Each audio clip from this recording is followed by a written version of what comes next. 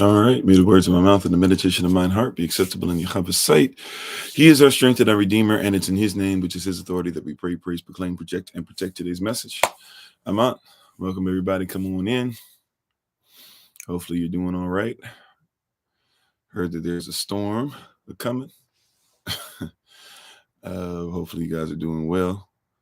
We appreciate your presence here today, and we're thankful and grateful for you guys being on with us today as we continue this series of removing the leaven from our home. Have a very important series, I believe, to make sure that we get things started that I believe that will help us in a lot of ways. I believe it'll be something that will help us to look at things differently, and it'll help us with removing the leaven. Before we get into that, as always, I'm Pastor Kofi, Pastor Servant to Christ, where we are always changing lives one mind at a time, but being a voice of the voiceless and speaking the unspoken. And we appreciate you so very much. We really do. We're thankful and grateful to each and every one of you, to the moderators, the ministerial staff, to SOC, the Lottie Die, and everybody. We appreciate you. We give all honor and praise to the Most High. We give all honor and praise to the Most High for most of all, at least in my life, most of all, the Honorable Maya, who lives a life that's able to be honored. You can check her out on TikTok, YouTube, her website, and Pinterest at Bloom and Flourish. Not A&D, the letter N, Bloom and Flourish. She is a healer, herbalist, chemist, and biologist by degree. We're thankful for everything that she does for the diaspora to help us to continue to grow and to move. And thank you guys for your support of what she does as well. And we appreciate you so much for being part of today's discussion. And we're thankful and grateful for another opportunity to get into this word, this mighty word. Um, so thank you, everybody. If it's your first time listening, one time of many, we appreciate you for being on today. Um, and we're just thankful for you guys. Tomorrow, we'll have I'll be off in the rising. Well, I'll be off the whole day, but we will have our live session just on YouTube only. And I believe the person's going to be speaking is Minister, Minister Joseph. So we're excited about the word for tomorrow. If you're able to join us then, for those that are part of the Patreon family, Patreon Kingdom, we've been putting a lot of content out there, by the way. So hopefully you guys have been receiving it and receiving it well. But we are going to be looking at having a couple different things come on today that need to grab your attention. So hopefully you guys have been looking on there. If you're part of the Patreon family, we appreciate you. How you doing, Sister Betty? How you doing, Stephen Smith? How you doing? As Illy to Creations? I don't know if I said that correctly. Romac, Sister Deja, Carl, Sister Deborah, Sister Rhea, Minister Tamara, Big Brother Thomas in the house, Jay Upstate. My wife is on with us. Amen. Thanks for being on, babe. Once again, you can check her out on TikTok, YouTube, her website, and Pinterest at Bloom and Flourish, not A&D, the letter N, Bloom and Flourish. She's a healer, herbalist, chemist, and biologist by degree. How you doing, Sister Monica? Only one J, Sister Nadine, Sister Rachel, Detail and Collins, Eugene from the D, J Mag, everybody. If I miss your name, please charge to my head and not to my heart. We appreciate you. How you doing, Terrence? Yaron. Amen. Daniel Dayar, I believe. Hello, how you doing? If I missed somebody, I'm sorry. We appreciate you, Sister Cherise, Brother Alton, TNT. Is it TNT Myco? Not sure. My company, Myco. Alrighty. We thank you, everybody. So we're going to get right into it.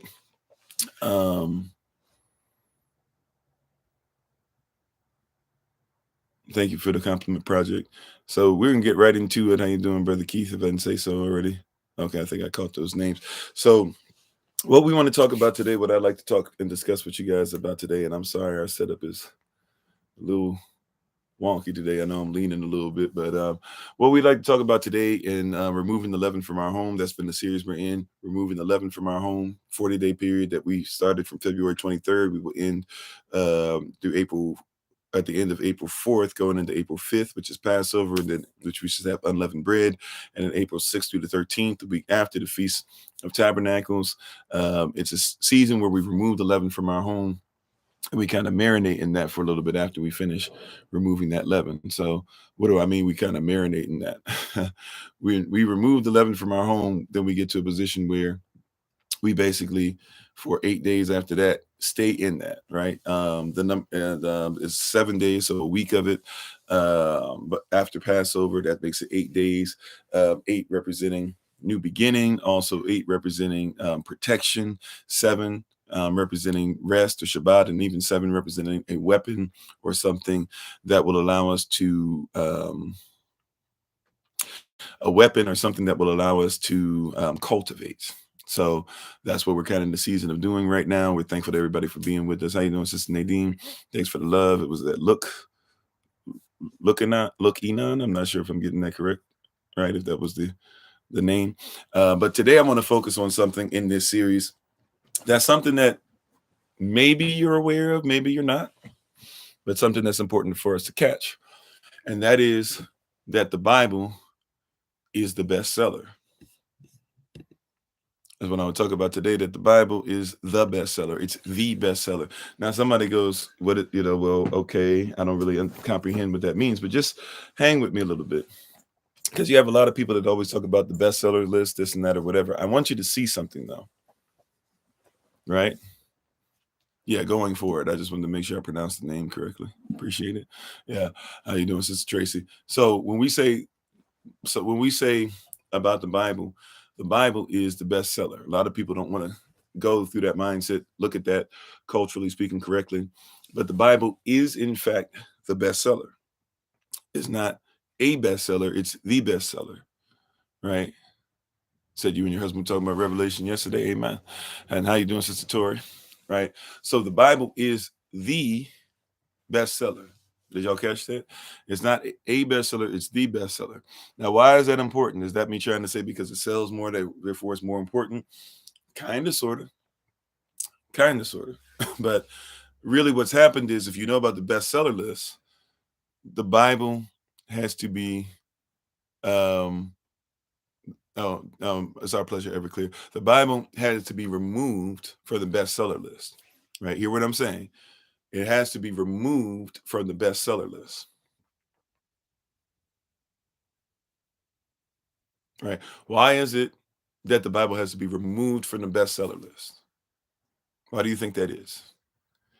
Right. It has to be removed from the bestseller list due to the fact that if they kept it on the bestseller list, then other things wouldn't be considered to be the bestseller. Right. Catch what I'm saying? Roll with me, right? And thank everybody who's on the podcast, on YouTube, on TikTok. We appreciate your presence today. Right. So I have to remove the Bible from its proper place in order to give somebody else their proper place. All right. So some of you who are familiar with sports, let me do it like this. And how you doing, Jackie? And thanks for being on, Coco. Right. Let me do it like this. In sports, okay, some of you may or may not, watch sports like that or whatever, but just let me give you this context. In sports, when we deal with sports, in order for something in sports, right? Hear what I'm saying? In order for let's deal with the MVP. Let's talk about NBA, right? Let's talk about the NBA. In the NBA, right, there's something called the MVP. That's the most valuable player award, right? If you are the most valuable player, then you get this award called the MVP. Now, it's not really the most valuable player anyways, because they only do it for the regular season. How you doing, Balloon Water? Everybody coming in, right? And it's Diz Javu. I think I said that right. How you doing, Money Green? So they'll have something called an MVP award.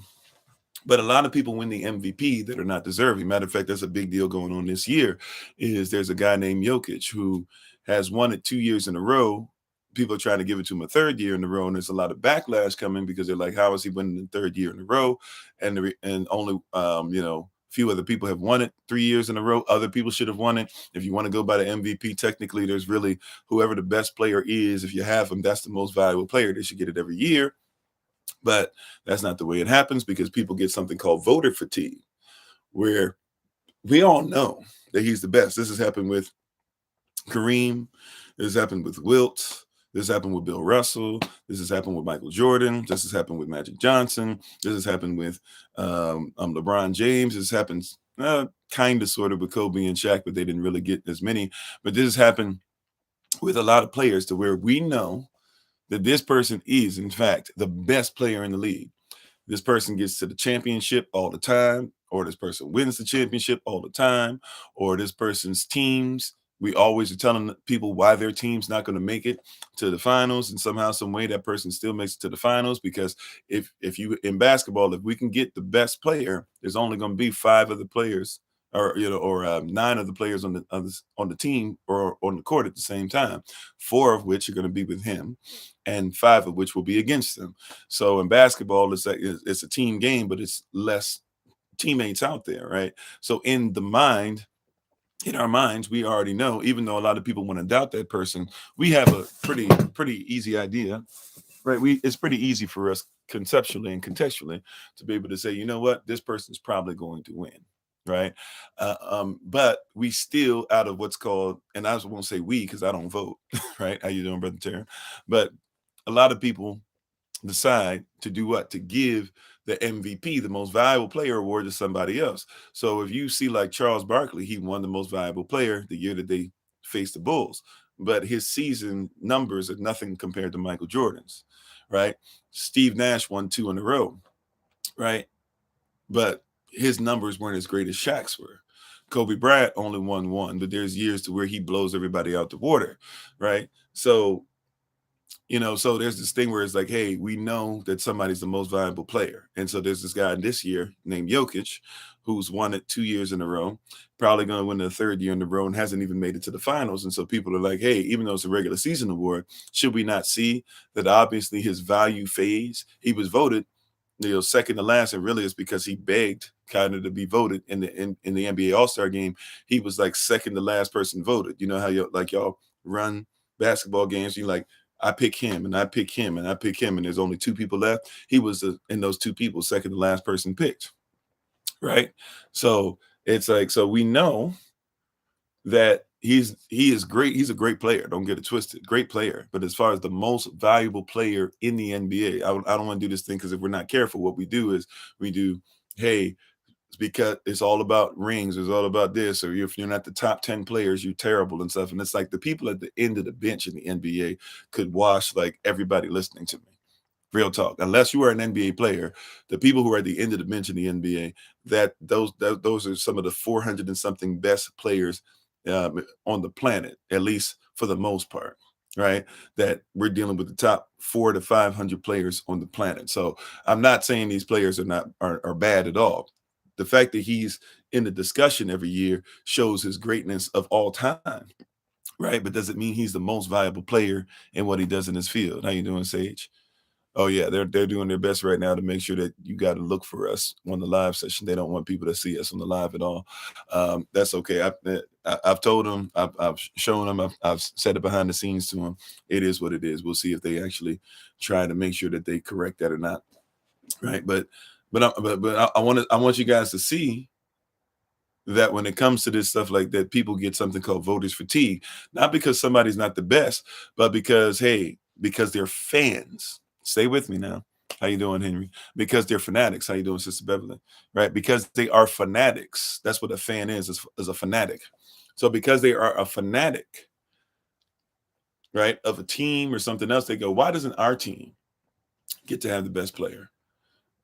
That person always beats their team. They say, hey man, I'm tired of that person beating my team. Why can't our team get some shine? Why don't we say that this person's not as great? Because we want what we choose to be fans of, not what statistics show, not what results show, not what winning championship shows, not what team culture shows, not if they're a great leader. We don't care about all that. We just want somebody to get it. This happens in all these areas, right? If you're into professional wrestling, this is why now everybody seems to win the championship. It's just recently that you had, who is it, Roman Reigns or whatever.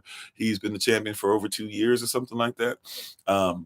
That used to be the case all the time, even in professional wrestling, which is somewhat fake. I won't call it all the way fake because they take real hits and stuff, but but they knew, like, in real life, people aren't going to believe this. Is every 5 seconds of every 5 days of every 2 months, there's a new champion, right? In boxing, you don't get a new champion all the time, right? And you don't get those things. Like in boxing, there's a champ, right? And I'm not even saying boxing is fake. I'm saying in boxing, there's a champ. In real life, somebody, when they are the best, they hold that title for a long time. You said you believe that's rigged too. So I would agree that some of it's rigged for sure, right? But what, and even if you're talking about just who they choose to fight people can be rigged, right? But what I'm trying to tell you is overall, we must have a comprehension that a lot of this stuff, hear what I'm saying? A lot of this stuff has been, well, I'll even roll with what you're saying. I like, let's roll with that context. A lot of this has been rigged. So going back to my initial statement, the Bible is always the bestseller, right? It's been rigged where they take it away because there's fatigue and they're getting to vote and tell you what your interests are, even though the reality is that the Bible has never not been the bestseller. The reason I'm trying to tell you this is because we've got to admit something, that if, just like we're saying, it's rigged to where somebody can get an MVP, right? Thank you for the love. If, like I was saying, that this thing is rigged, somebody else can, pay somebody to take a dive or this and that, then we got to start asking ourselves the question, why is it that we keep removing the bestseller? Right? We got to ask the question now. We got to be honest. Let's have honest dialogue, honest discussion. How you doing, Sister Latoya? Let's have honest discussion now. Why is it that the system has rigged it to where you keep hearing bestseller? The Bible is the bestseller on every list. It is the family bestseller. It is the relationship bestseller. It is the health bestseller. It is the theological bestseller. Some people believe that the Bible is mythology. Well, if it's mythology, it's the mythological bestseller. Whichever way you want to put it, right? Whatever belief you hold, it is the number one, not just in the West, by the way. Well, I say this all the time, and we'll get into this. That's a great question. Which one should you have? I always say, like, no matter what version, I use the 611 King James version a lot because it's the original King James version. It's the original King James version, even though it's a version of the Bible, so it's not original. But if you're doing English, like a lot of people are, it's the best thing for you. And if you know the codes of it, as far as when it says this and this, it actually means this in Hebrew. It's pretty easy to unlock a lot of things that you can't otherwise.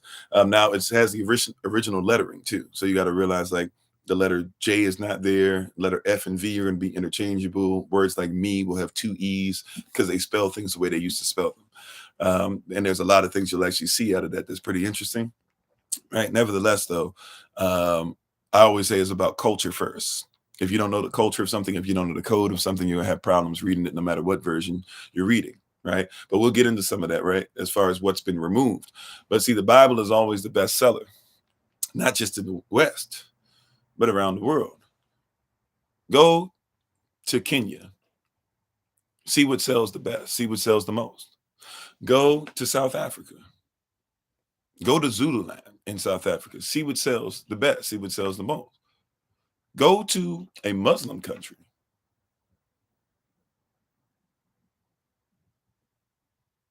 If it ain't number one, it's pretty close.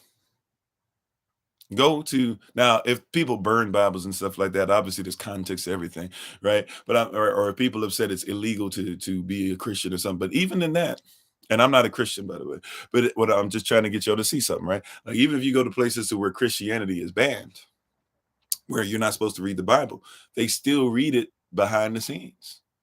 They still are willing to die and get in trouble for putting together Bible study groups and hoping that nobody comes to get them. You said Quran's number one there. Okay. Well, once again, right? I'm telling you, like, I don't know. Some people haven't traveled to certain places, things like that. I'm not saying the Quran can't be a number one thing. So if you're saying, I'm saying, let me put it like this in this context, because I'm not trying to fight with anybody. I don't care about being right. I want to be righteous in this conversation. Okay. So worldwide speaking, there is no book that's ever been sold, right? Especially if you want to talk about not just the 66 books. Forget it. Well, I guess we're talking about being sold. If you want to talk about even before it was sold and just who had it, but even before then, right? The Bible has always been, because here's the deal: people don't want to tell the truth on some things, but let's be honest. right? Before there was a book, there was a Bible. The word Bible means a set of books. So we could talk about Tanakh or Savad or the scrolls, or we can talk about what's coming out of word of mouth, out of the peh, right? Out of the lav comes the peh, out of the abundance of the heart does the mouth speak, right? So I'm just trying to show you, like, people are going to try their best to fix this. Once again, we have to take it away. How you doing, Sister Mavis? You said they all want truth. Laws are given to yesterday. Yeah. And see, and that's something that's there. So I have to remove the Bible in order for something else to be the bestseller. How you doing, Tyler? Right. I have to remove the Bible from its rightful place. Hear what I'm saying? I have to remove the Bible from its rightful place in order for it to sell. I can't sell you on something without removing it, because the Bible is the bestseller. All right. If we were to take all the books of the world that have ever existed and look at how they sold and be honest about it, the Bible always outsells everything. If you talk about Enoch, fine. Enoch didn't have a physical Bible, but it tells you it tells you in Enoch, it tells you in Jasher that there came a point to where what Enoch was preaching was agreed upon by all the kings of the world. How you doing, Minister Shante? Right? And so so even then, every knee bowed and every tongue confessed. It's telling you there's coming a time where every knee will bow and every tongue will confess. But in the meantime, there is still his word, his standard, his laws, his statutes, his justice. Matter of fact, you can't talk about law without talking about the Bible. You ready for this? Let me show you two books. Two books that I think everybody should have. Matter of fact, we're getting ready to bring Sovereignty 3 into the fold pretty soon. I've been telling y'all, just give me some time. We've been trying to work out the curriculum. I can't find the second book right now. Sorry. Up there it goes. I'm actually going to have a third book as well. Praise God for this. Right. My wife actually got these copies that we have, or that I'm showing you, rather. Right. So common law. Oh, I got to switch my screen. I know. It'd be TikTok. I got to always remember to flip the screen. Okay, here we go. So this one, I put it up to YouTube first. You want to take a screenshot of it real quick. TikTok, if you want to take a screenshot of it real quick. So we'll be dealing with Sovereignty 3 coming soon. We'll be coming out of these books. I don't even normally necessarily just stick with the book, but these books are powerful. And it's going to take stuff that we've done and take it to the next level. And they're going to show you how, like, this stuff, even what you're dealing with law, is Bible. So on that book I just showed, matter of fact, let me show the other book real quick before I get into it. Here's another one. So that was actually on, like, common law, stuff like that. This is going to be on your straw man. And then there's a third book we'll be using. I'll try to have that for you guys ASAP. If y'all are interested in getting that, we'll try and use that for Sovereignty 3. Even if you haven't taken Sovereignty 2 yet, I would suggest take Sovereignty 1.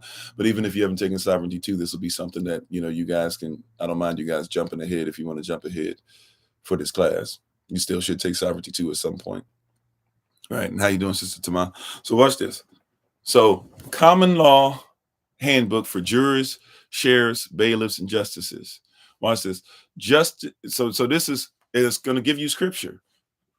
Psalm 89, verse 14. Justice and judgment are the habitation of thy throne. Mercy and truth shall go before thy face.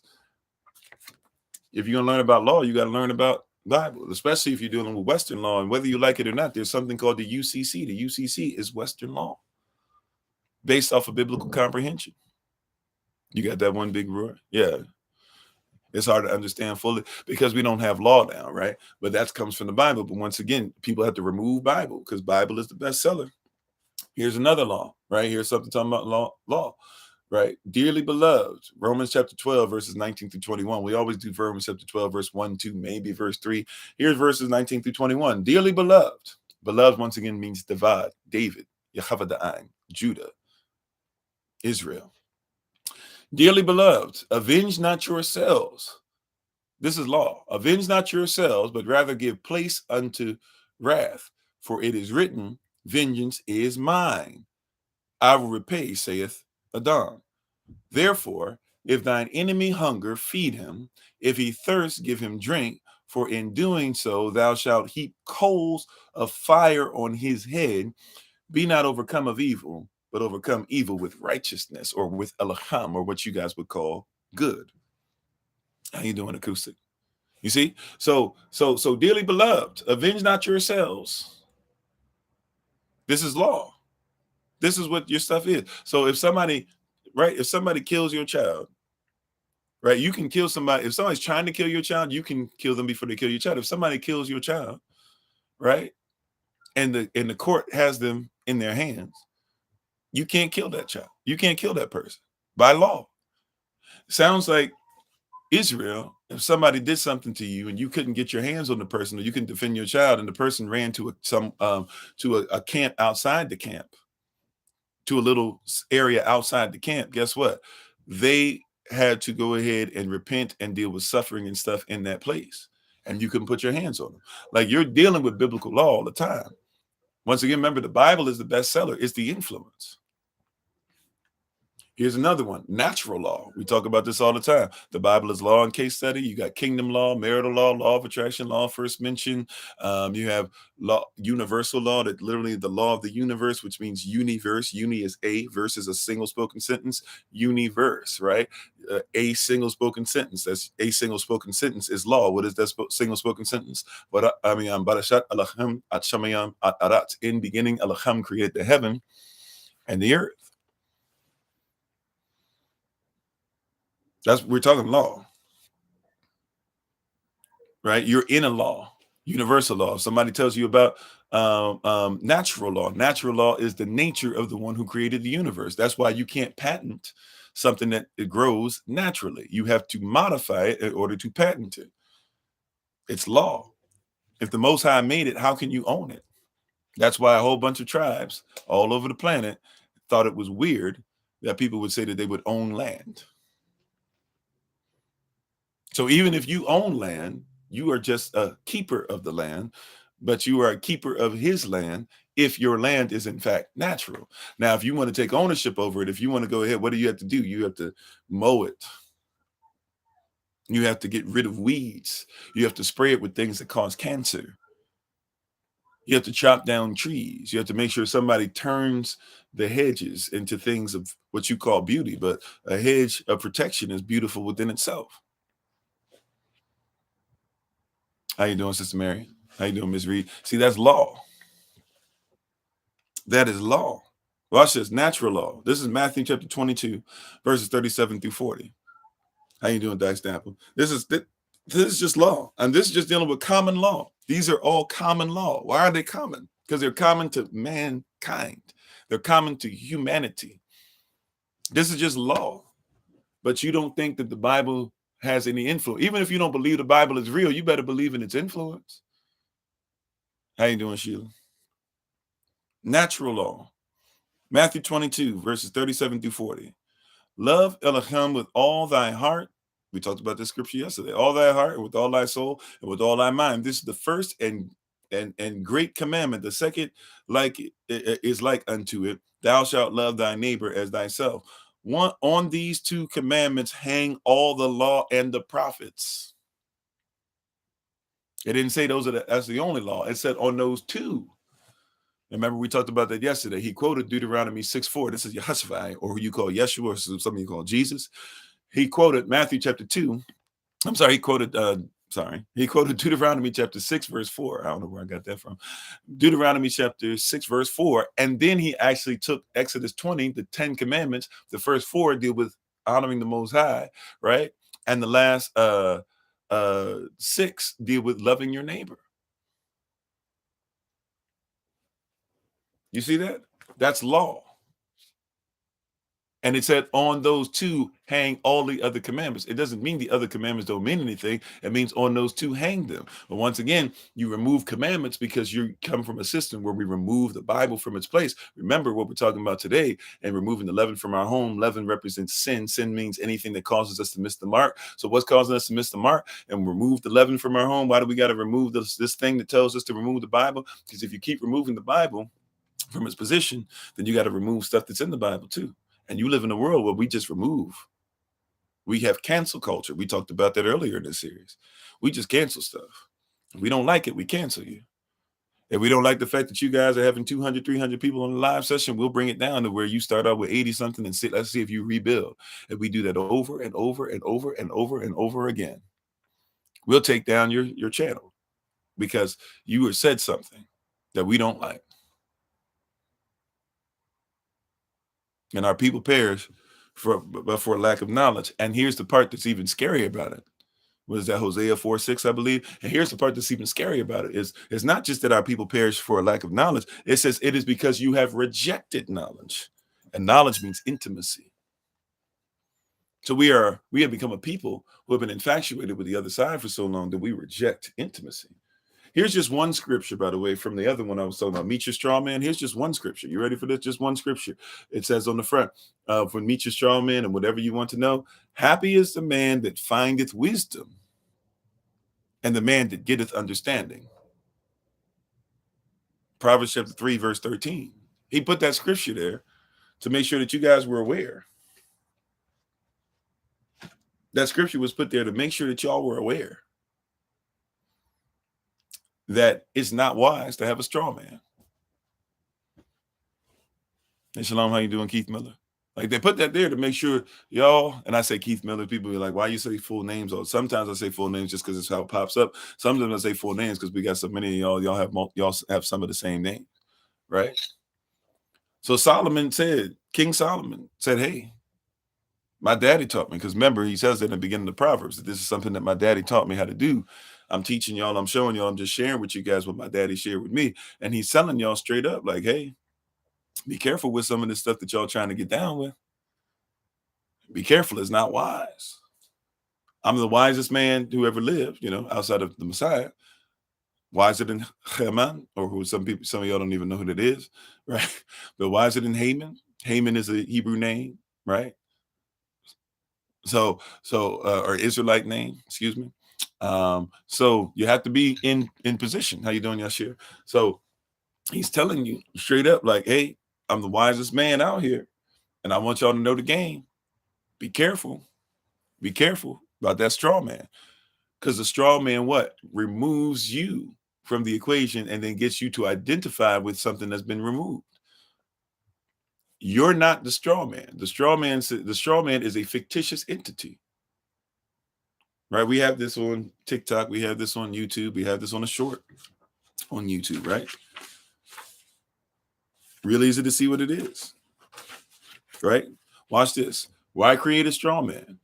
The answer is in order to charge the straw man imaginary. I'm sorry. Hold on. So what is a straw man? Let me start there. So what is a straw man?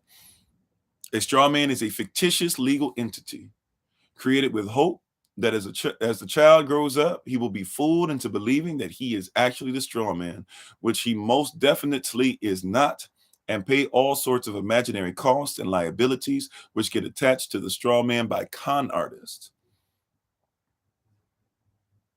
How is the straw man created? Well, the mechanism involves that unnecessary birth certificate, which the parents imagine is about and belongs to their baby, neither of which is actually true. If the baby has been named James and the family name is Martin, you would expect the birth certificate to have the name James Martin. James, by the way, with a capital J, M with a capital M printed on it. If that is what is printed on it, then all is well, and it is a genuine birth certificate and nothing more. However, if any other name is there, then the document is not a birth certificate, but instead is the creation of a straw man masquerading as James, capital J, Martin, capital M. The alternative entries might be any of the following example: all caps James Martin, or Mr. James Martin, or Martin Mr. James, or anything else which is not exactly James Martin, capital J, capital M, lowercase everything else, and nothing else. Why create a straw man? How you doing, Brother Vincent? The answer is in order to charge the straw man imaginary costs and penalties and fool the human, James Martin, who is the actual James Martin, capital J, capital M, into paying those amounts. These imaginary charges include income tax, council tax, inheritance tax, capital gains tax, road tax, import tax, value added tax, fuel levy, loan trust, bank charges, and anything else that full-time professionals can think up, and are confident that you will not notice that you never agreed to pay and don't need to pay. How you doing, Sister Gertrude? Right? Like, so we are in a position, we are in a system that removes truth. The Bible says you were fearfully and wonderfully made, right? That's Meet Your Straw Man. How you doing, Austin, up in the UK? Right? The Bible says you are fearfully and wonderfully made. That means respectfully and with amazement. But you give all that up, and your parents give all that up because they don't know that this is what they're signing, is saying that you belong to somebody. The only reason your car is registered with the state is so that the state can now say they have the right to deal with your registry. You don't have to register your car. Now you have to make sure your paperwork and everything's together. 609, you got to make sure you're I don't know if 609 is the one I'm looking for, but you have to make sure that you sign documentation. I believe it's 609. USC UCC 609. You got to, like, you can't just be out here lawless. You got to make sure that you declared yourself, sure, but declare yourself. You said, how do you not pay taxes when they automatically take it out? You got to learn what it is to be a non-citizen national. You have to fill out, we usually just do it through your passport, the easiest way, right? But you got to fill out your passport correctly. You got to know what the code is. You got to make sure that there's certain things that you don't say. And you can actually put certain indicators on there that say, pay attention to this, because your passport is not accepted actually at the place at the passport office. They send it to another office. That other office is looking at certain things that you're filling out. Used to be on there, you could just put on there non-citizen national, but they saw people were catching on. They got rid of that. So a lot of people say, well, I can't do it. But look on a DD, DS-11 form. D is in dog, S is in Sam, -11, DS-11 form. And you'll see that there's 6 pages on the PDF. So the first 4 pages you're supposed to read. This last 2 you're supposed to fill out. You got to fill the last one, the sixth one, right, out extremely correctly. But the first out of 2 that you fill out, look in the place that it says don't sign until the end. Don't fill in this box at all until instructed to, right? Look in there. The first sentence of the first paragraph says on there very clearly, you can either you can fill this out to become a U.S. citizen, or to be known as a U.S. citizen, or a non-citizen national. That's right there. So if you become a non-citizen national, then you have to realize what you're saying is, I want to be a private citizen. To be a private citizen means that I'm going to uplift things privately in what I would like. That means you have to also live as a private citizen, because the only thing that you're taxed on are benefits and privileges. So make sure so once again, it's a lifestyle. I don't have that's not the focus for today. Just giving you a little game, but that's not the focus for today. However, if you recognize that too, that also means, right, when you said, well, how do you get if they pay taxes? Then you can get stuff like a W-8-BEN. W as in William, the number 8 hyphen B as in boy, E as in egg, N as in Nancy. A W-8-BEN form, or I'm sorry, and get that on your taxes. The only thing that will be taken out from your taxes from that point on is your are your Social Security, and you can't get rid of that until you're part of a community that lives together, has its own bylaws, and takes care of its elderly. Then you can get rid of your Social Security number. Right? You can ask people to stop dealing with your social, but they get to take that out as long as you work, because technically the Social Security number, which is not supposed to be used for identification anyways, is actually illegal to do so. That's why they have to give you other things to use besides your Social Security number. That's why they give you that A, B, and C block to be able to fill out. But the only thing that you're supposed to be able to do now, once again, though, this is stuff you have to learn. You have to learn how to do that. You have to learn, hey, that you are the master. Master means teacher. So you have to be able to teach these people. Just because somebody works in HR doesn't mean they know this. Just because somebody's a police officer doesn't mean they know this. Just because somebody works for the IRS doesn't mean they know it. Some of them do, and some of them don't. And we most certainly have a class. We're right now taking a break till our second semester. But yeah, these are things that you have to know. Second semester is gonna have to start in April. So we're gonna have to start getting you guys information very soon for that second semester. You said you have to go through a legal process to become a non-citizen national. Yeah, you just have to fill out paperwork. You have to pay some because you got to get a passport, at least the way we do it. Now, some people will tell you, try and go through all these extra things, this and that, or whatever. And some of them work, some of them don't. Easiest way is just get your passport done or redone. That's the easiest way, right? But I'm going to go and get off that for a second because this is not, there's some things I don't say about sovereignty on these platforms for particular reasons. I'm actually at the edge now. But that's why we said go get the books, go do your research. If you don't want to just believe or whatever, if you want more information, hang around and we'll give you the information as we go through. Or you can go and get more information. If you're on TikTok, just look at our main TikTok page and click on the link tree. So you can learn how to text. You can text and email us. If you're on the podcast, you can always look in the description. If you're on YouTube, look in the description and we'll get you more information. Right. But back to what we're talking about. The Bible is the bestseller. We're talking about removing the leaven from our home today. The Bible is the bestseller, whether you like it or not. And you're going to find that sovereignty is a spiritual journey. Matter of fact, the best gurus out there on the planet that teach this stuff are all going to tell you got to know about spirituality if you're going to be sovereign. It is a spiritual endeavor. This is a spiritual endeavor, whether you like it or not. This is a spiritual endeavor. And see, once again, though, you live in a society that removes the Bible from the bestseller list. Why? Because if we say the Bible's the bestseller, then nobody else gets to be on the list, like we talked about with MVP voting. Technically, Patrick Mahomes in the NFL is the MVP every year. Unless somebody does something extremely extraordinary, he's the best. He's the best quarterback. Quarterback is the most valuable position. I know you're going to say it's no. What about the quarterback is the most valuable position, right? Especially when you have a game that's been changed to where everything's supposed to be thrown to the air now. So if you have a quarterback that's the best quarterback on the planet, he is the MVP. But is he going to win it every year? Of course not. Why? Because people want to say, well, what about everybody else? It's not fair. As if fair is something that people really care about anyway. But it's not fair. You know, when the sports fan says, I can't believe this penalty happened. It's like, but when the penalty is on your side, you argue for the refs. Now you argue against the refs because it didn't affect you well. So you got to realize you live in a system where we remove things. We have cancel culture, right? If it doesn't fit what we want, our beliefs, our thought process, this and that we don't want to listen to it. And the Bible, whether you like it or not, it has been the bestseller. It was the bestseller before you were born. It's going to be the bestseller after you leave. They just can't put it on the list because if they don't put it on the list, then how could you make claims like, well, books on evolution are the bestseller?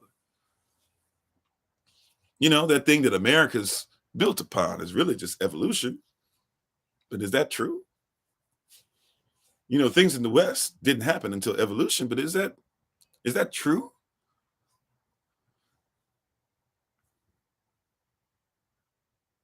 May I ask you a question? You said left tackle most important. Then I mean, you got to protect. Yeah, but why is the left tackle so important? See, it's a chain. I get what you're saying, and I'm not here to, I get the banter. You know what I'm saying? I'm not, right. We at some point, I keep saying this. At some point, I'd love to start like a sports channel because I actually, even though I don't keep up with them as much, like I could talk sports with the best of them. But I get what you're saying as far as left tackle, but left tackle is just nothing more than do what? You got to pay the left tackle less money than the quarterback because you got to use them to protect the quarterback because ultimately we can hope that you're a great left tackle, or even if you have a great year, we'll use you and then trade you or let your contract ride out. But we need this quarterback for 20 years. We ain't looking for the left tackle for 20 years, are we? I mean, you could say the center is the most important because they hike the ball. You know, I get you though. We just playful banter. I get it. Right. But hear what I'm saying. Right. Right. Like if I keep removing the bestseller, then I tell you, but once again, why is evolution put how many of you, I don't even know because I usually have so many pictures on here. So I don't know if I'll be able to show you all today, but I might try to do it real quick. How many of you guys are aware of what I know those who've been with us for a while are, but how many of you all are aware? How you doing, spiritual prospect? How many of y'all are aware that Charles Darwin's book on evolution is about racism?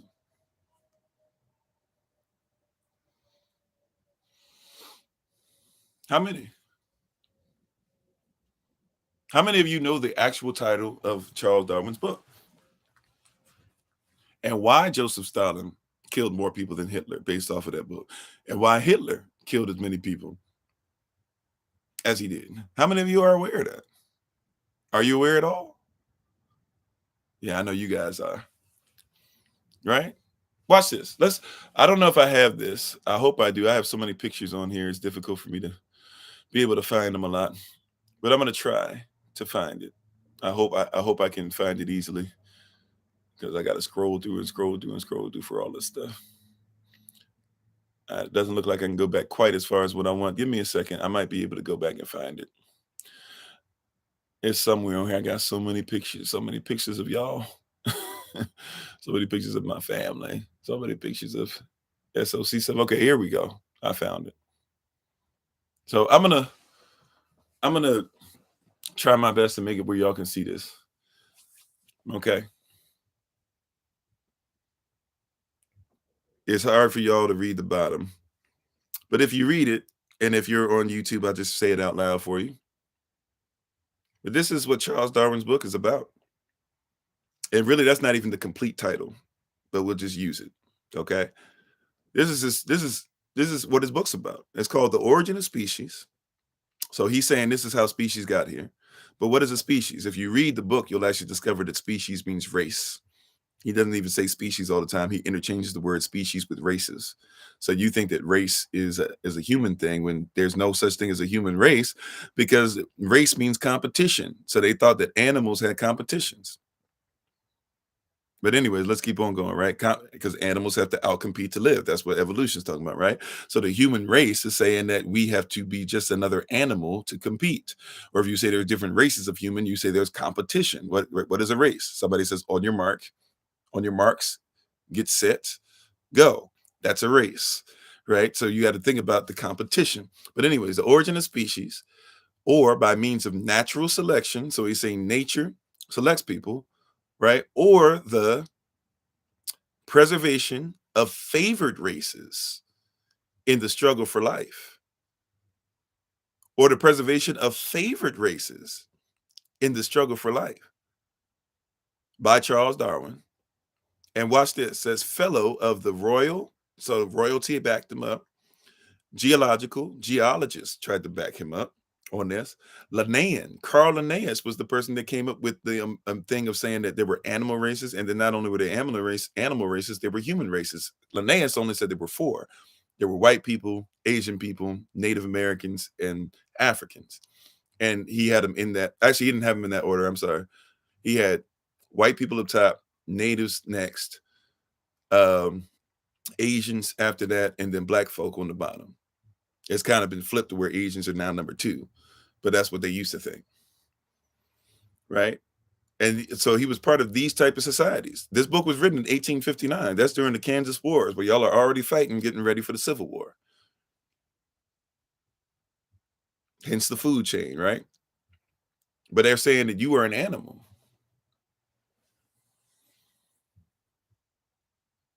Right? You're saying you are an animal. That's what that's about.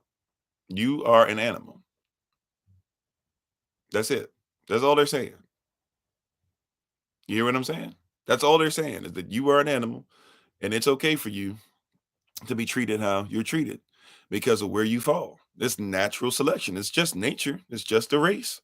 Don't be upset if you come in last in the race and you're just not as fast as somebody else. That's the mindset.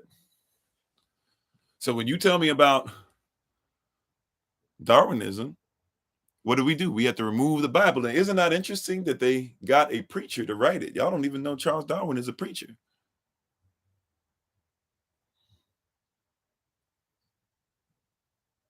That's his only degree. That's all. Let me put it this way. That's the only thing he went to school for. And when you read the book, you'll discover, oh yeah, he's talking mad stuff about you being an animal and you not being on the same level and this and that or whatever. He had to, so they got a preacher to remove the Bible because the Bible is the bestseller. They paid him. What is he part of? He's part of a royal group. Royalty backs him up. In America, you didn't believe in evolution. Even in the West, in America, it was foolish to think that evolution was real. Oh yeah, he was definitely a racist preacher. Matter of fact, do some research on his uncle. His uncle hated life, hated anything having to do with the Most High, and had gotten so big, was out of pocket, was so hateful and spiteful towards himself. He was so fat that they had to actually cut out a piece of the table for him to slide up and eat with everybody else. That's how big he had gotten.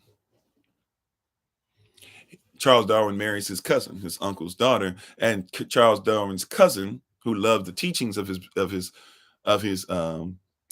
cousin that was getting popular, is so enamored with him that he writes a book on what you now call eugenics. This is Darwinism. Darwinism and eugenics come out the same family. They go hand in hand. Somebody who preached what you would call white, I know white supremacy doesn't really exist, but what people call white supremacy. Remember, the color white doesn't even really exist. White, there's no such thing as a white person on the planet. I don't care if you're the most albino person to ever live. No such thing as a white person to ever exist. Because white is the absence of color, it is reflective of color, it is bright, or it is see-through, right? But it is not. It is not a color. How you doing, Sister Cassandra? So you can't have a white person when there's no color white. Can't do it. Right? As Mike Singletary said, can't do it. Can't do it. You see what I'm saying? So we have this whole thing of Darwinism, but once again, the Bible is the bestseller. And what do? The only way you can have other books that become the bestseller, I have to remove the bestseller. I have to remove it off the list. I have to remove it so that other things can come in. See, in removing the leaven from our homes, leaven representing sin meaning anything that causes us to miss the mark. Let us start removing this fallacy that says, right? Let's start removing the fallacy that says that we, in fact, are not, or the Bible, in fact, is not the actual standard. May I say something that would mess with some people's theology? Whether you're Muslim, Christian, follower of the way, believe in the Bible, think you know about Christianity, Muslims, Christianity really is something different. So let me just say the Bible and the Quran, right? You can't even have a discussion about them without seeing the connection of the two and seeing what has been taken away and what we don't even recognize. You said, what do we call them? I think you should just call them by their tribe. Call them who they are.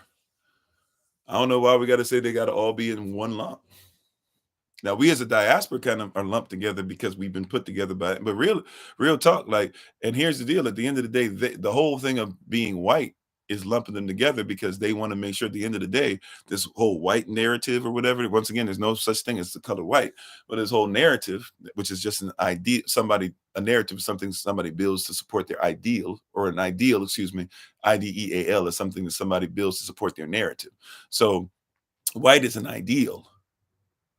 It used to be ideal to be white. When I was growing up, part of me when I was younger was like, why am I not white? It was ideal.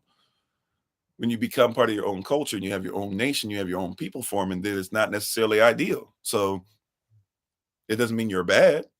It just means it's not ideal for me. It's not something that moves me, that presses me. I don't need to have to agree with everything you say, dress how you dress, live how you live, be presented the way you're presented. No. See, and even in our own cultures, let somebody put on a suit and tie. You say, ooh, that's clean right there.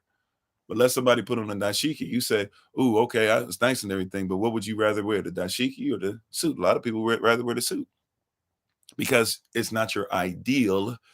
But then again, literally, it's not your ideal. What do we mean by that? It's not your ideal. In other words, it's not your narrative. They used to say stuff like, boy, girl, you ain't in your right mind. How you doing, Sister Aliens? What do they mean by that? Grand Rise Andrew. What do they mean by that? You ain't in your right mind. It's not your mind. They used to say, I'm so glad I'm clothed and wrapped in my right mind. Now, they weren't necessarily in their right mind because of what they were studying, but they had the idea, not the ideal, but they had the idea that said, hey, like, I'm glad that I'm in a righteous frame of mind. That was what your ancestors said. That's why they said that. They were saying, I'm glad that within my culture, I meet a certain standard. What's your culture? What's been removed? See, that's why I was saying the other day, if the Bible belongs to a people, and people don't want to talk about law, but does it not say that you are a chosen generation, a royal priesthood, a holy nation, and a peculiar people? Now, in law, you think that a person, you want to be a person. You even think you can come together, and you think that people is the plural of a person. But see, lawfully speaking, a person is just, if we say that person in law, what I'm saying is I'm looking at your status. And I have to look at your status within the lens of what is constitutional. If you follow the Constitution of the United States Corporation, I have to look at you through the lens of the United States Corporation. Do I not? That's how I would look at a person. That's how I would look at a person. Don't take it personal. I'm just trying to show you that's how they look at you, as a person. Matter of fact, there's a difference between a person and a natural person, even by the definition you would find in Black's Law Dictionary. That doesn't mean it's a law for Black people. The person's last name happens to be Black, if you're not aware. So when you look up in Black's Law Dictionary, which is still the most used, the most widely used thing in Western law to this day, if I look up Black's Law Dictionary, I'm going to come to a place where I'm going to realize and recognize very soon that a person, there's two types of person. You either are a person where I'm just looking at a man and his status, or even a natural person. A natural person can be a male or a female. Did you know that? Like in law, sisters, when it says a person, you got to figure out if it's a natural person or if it's a person, because if it's just a person, it might not even be referring to you. It might not even be referring to you. You hear what I'm saying? It might not even be referring to you.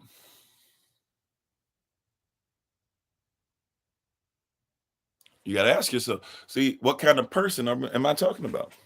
But a people is different. See, you think that a people is plural of person.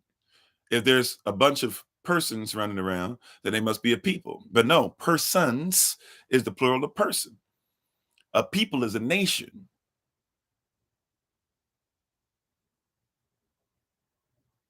You said what they consider male or cis male or cis female.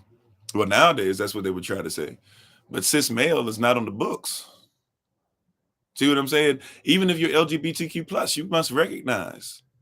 Then you said we got to fight for our rights. You got to fight. You don't have a right if you're out here using words like that's like cis male, cis female. Do you not know you don't have rights if you consider yourself to be African American? African American by law is a fictitious entity, is a fake person. If you by law in America, in the West, now that's why you got to become private so that you can live by your own standard. I have no problem being Black, but I can't be Black on paper, not in the West, because by Western law, Black is considered to be Black, colored, Negro, and a black, colored, Negro, and an African American are all considered to be fake people. Yeah, it sounds crazy at face value. I get it, because it's not a context we live by, but on paper, right? Matter of fact, if you call yourself an American, I have to ask yourself, what kind of American are you? You think that America? Oh no, well, American. No, no, no. Like, are you talking Canadian? Are you talking Mexican? Those are Americans. No, no, you know what I mean, American. Okay, fine. Are you talking the original American or the modified American? What am I on paper? Once again, I'm a non-citizen national. And I live as one, so I can uplift my own standards and live by them.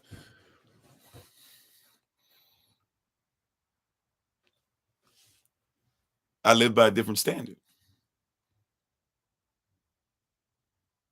Right? So hear what I'm saying, right? Because that's part of the conversation is, once again, we've removed the standard. The Bible is the bestseller. The Bible is what they're using to go ahead and get you to, they're flipping biblical principles on you. They're telling you, hey, sign up for something else. They're telling you, do this. They're telling you, hey, make sure you have an affidavit so you can have at least 2 or 3 witnesses gathered. They're telling you, hey, 3 in 1, legislative, executive, judicial. They're telling you, hey, you got to make sure that you are a vessel. Well, what are they saying? You are birthed. You're not born, you're birthed. And when we can't find you, or your family signs you to us, and we say we can't find you when we're signed over, we give you a birth certificate. That's what we do with ships. And you are therefore somebody who's not ported to us, or not in port. We can't find the vessel. So we write you as dead. We write you off, and we go ahead and we make money off of your corpse, right? If you are a corporation, a person can be considered to be a corporation. If you are a corporation as a person, guess what happens when you die? You become a corpse. A corporation, the TION on the word literally means makes it a noun. It is a person, a place, or thing. How you doing, Sister Urena? Right? You are a corpse. When you die, we take off the ration. Now you're a corpse. Right? If you are in the core, the same word. How do you spell Marine Corps? What is the Marine Corps? Marines have to be, so they say, the devil dogs. Hooyah! I'm sorry, hooyah is Navy. Hoorah! Right? Hoorah! Stuff like that, right? When you sign up for the Marine Corps, Marine, water, right? Corps, corporation, right? Add an S to that CORP. When you die, you sign up to die first. That's why you go through the training you go through. You go through boot camp, and then you go through 6 months more, and then you might end up being, right? They know what's about to happen. You signed up for it. You signed up to the corporation. You are a corporation within the corporation. And if something happens to you, hey man, you signed up to be a corpse.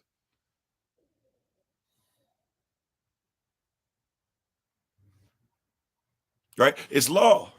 But we separate you so much from your humanity. We separate you so much from the Bible says who you are, that you sign up to become a corpse. And look, mad respect, former military member, right? I was in the United States Navy, but mad respect. Thank you for your service. Thank you for laying it down the line. Because even if we're laying it down the line for things we don't comprehend, somebody is willing to die for their country. Even if you just got in because you needed a check, you needed something. You need to get out your circumstance. You didn't see, you wanted to be different. You ain't want to be the hood your whole life, whatever your reasoning is. Thank you for being willing to put your life on the line. How you doing, Aphrodisiac? How you doing, Eve? Right?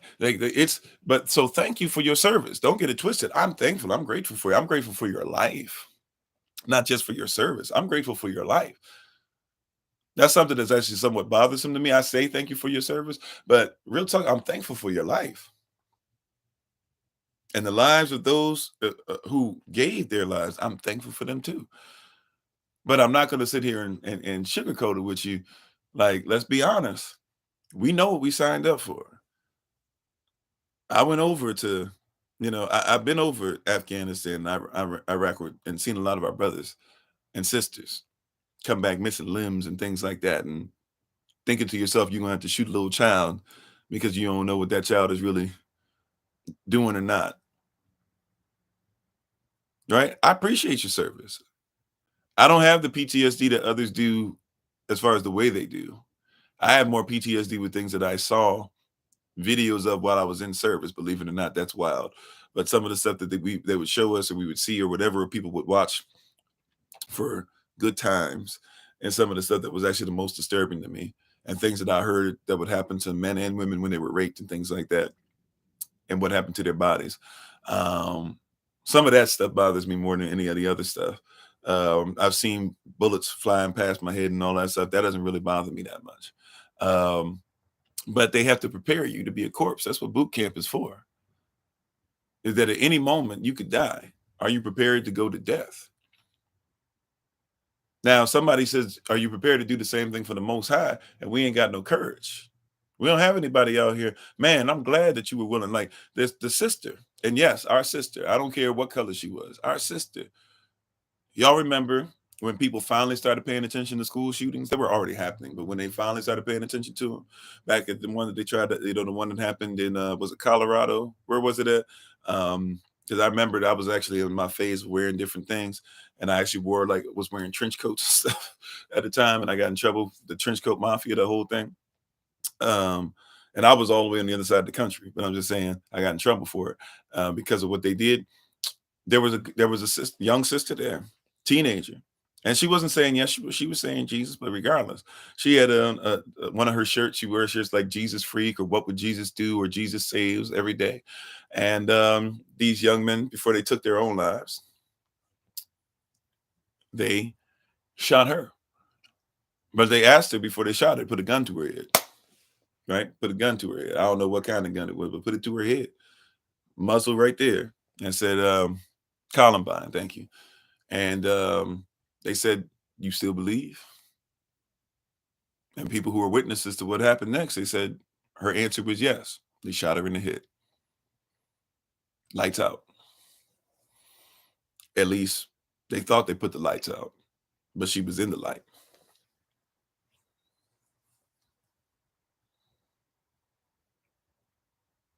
Right? Like you got to realize. You got to realize, and how you doing, Brother Dwayne? Like people are trying their best to remove the Bible, but you got to hold on to the fact the Bible is the bestseller.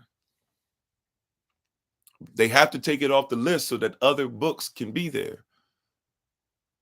If they don't take the bestseller off the list, if they don't tell you all these stories about what people are willing to die for, then you'll start looking. Then now that they've taken that away, you'll start thinking, oh, okay, I saw this movie about somebody who was killing people, and so let's say he was better than everybody else. So this movie about this person or this movie about this girl, but they have to remove those stories. They got to remove the stories of the brothers and sisters that had to preach in jail, being in there for things that they didn't even do. They remove the stories. They don't tell you that in China, one of the biggest things that is mystifying to them is that they keep killing people who believe in the Bible, and yet the Bible is still their biggest thorn in their side. They have to remove the fact that they killed Israelites and continue to kill Israelites, and yet Israel still stands. We got to have conversation. The Bible's the bestseller. You said, they claim so many Bibles have been given away, can't be counted as purchase. Yeah, that too. See, I'm not even go. See, I'm just using it as a context, but we can definitely go down that road. How you doing, righteous word? Right? Like we can definitely go down that road. Like, why is it that nobody wants to talk about the fact that they keep trying to take? Like, why does nobody want to talk about the fact that look, like on you guys have seen on here, we've had 1,300 people on a live session just on TikTok alone, not including YouTube, not including Facebook, not including the podcast, right? We can have that many people on one live session. Soon as that happens, guess what happens when we reach that number? We, within a matter of 1 to 2 weeks, we will be down to where we're struggling to see if 80 something people can be on at the same time. We can have 43,000 something people total check out who we are. And then people start saying, man, I'm with this. And they see a movement. What happens? All of a sudden it gets constricted. You got to ask yourself why. Now, if I have somebody come on here twerking, there's sites where people go live and they twerk. They make trinkets, not hating on it. You make your money, but they'll put that stuff up all day. But somebody says, we are going to do something powerful. And next thing you know, yeah. And it's only, and it's not, and it's only certain religions that are mocked. Any of them that might have connection. I was mentioning earlier about the Quran and the Bible. A lot of people don't even want to admit this, but look, in the Quran, like, there's stories in there that support what you believe. Now, I'm not saying that I agree with everything written in the Quran, but I'm not going to act like I disagree with everything. And by the way, I'm not going to act like the Quran itself hasn't been changed a little bit. That's something that people will tell you, no, that's not true. It's been tampered with. And not just that, even if you won't give me that, you got to admit that the meaning of it has been tampered with quite a bit.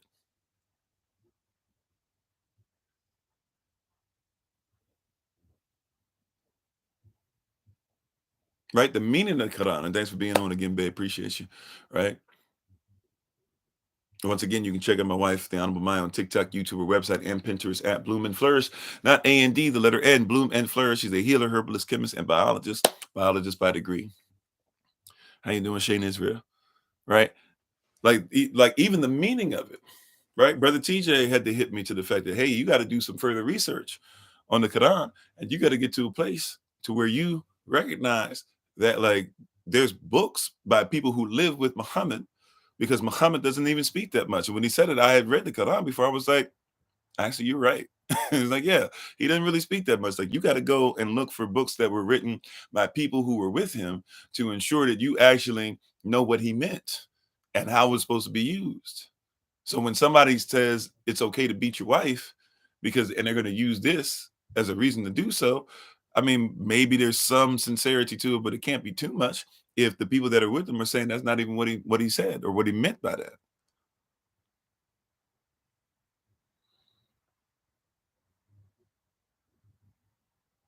Oh yeah, thank you. I don't even know, the tincture of the month is mental focus. Amen. Sorry. I haven't been saying that for a while. I apologize. Right. Tincture of the month for Bloom and Flourish products. If you natural medicine of the month, she has many different ones that she has. Tincture of the month is mental focus. Amen.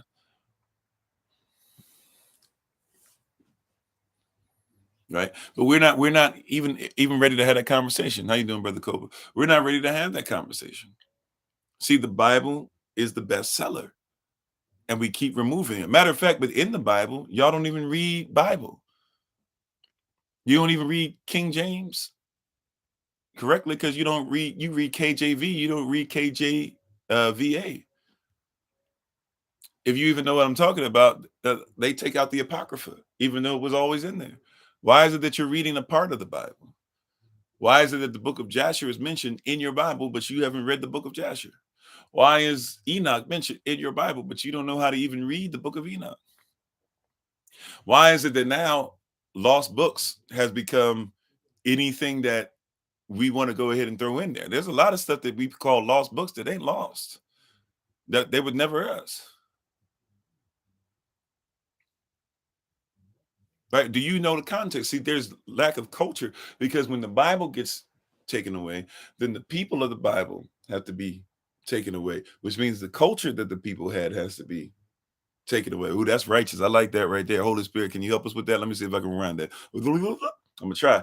So if we're gonna do this correctly, then that means that if the Bible is the bestseller, but we got to remove it so other things can be there, that means that the people of the Bible has to be removed so that other people can step in there. And that means, then again, that means that the culture that those people had has to remove so that new cultures can come in and infiltrate.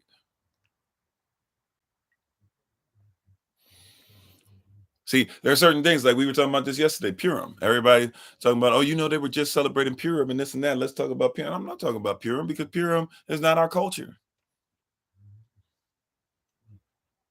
Right? Purim is not, there's nowhere where you find in this constitution, in this canon, nowhere where you find Purim is celebrated. Not one place.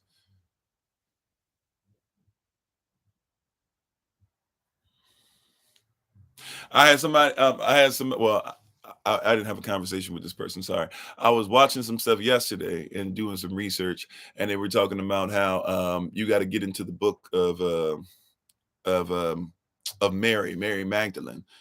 And they were like, it was based off of something that was ancient Bulgarian, which comes from the stories that the Greeks would have told. No, the Greeks wouldn't have told that. That's a lie. When the Greeks were in power, see, you gotta see, people don't comprehend this, right? When the Greeks were in power, did Christianity exist yet?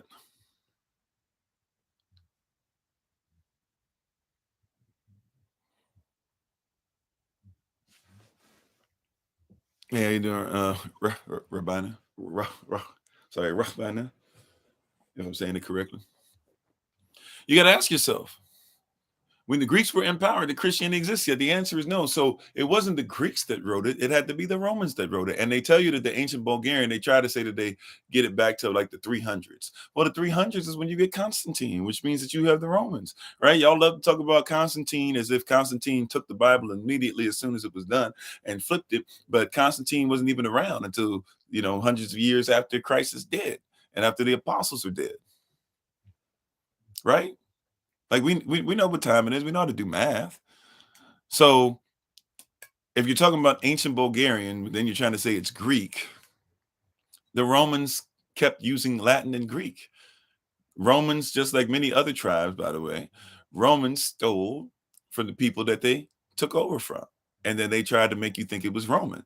Now you guys think of Greek and you don't even comprehend that Greek is Roman. I'm not saying there were no Greek people still around, but hear what I'm saying. Like when you hear Greek language or Greek literature or Greek thought process, biblically speaking, especially, you have to realize you're talking about Rome. You're talking about Rome. You're not talking about Greece.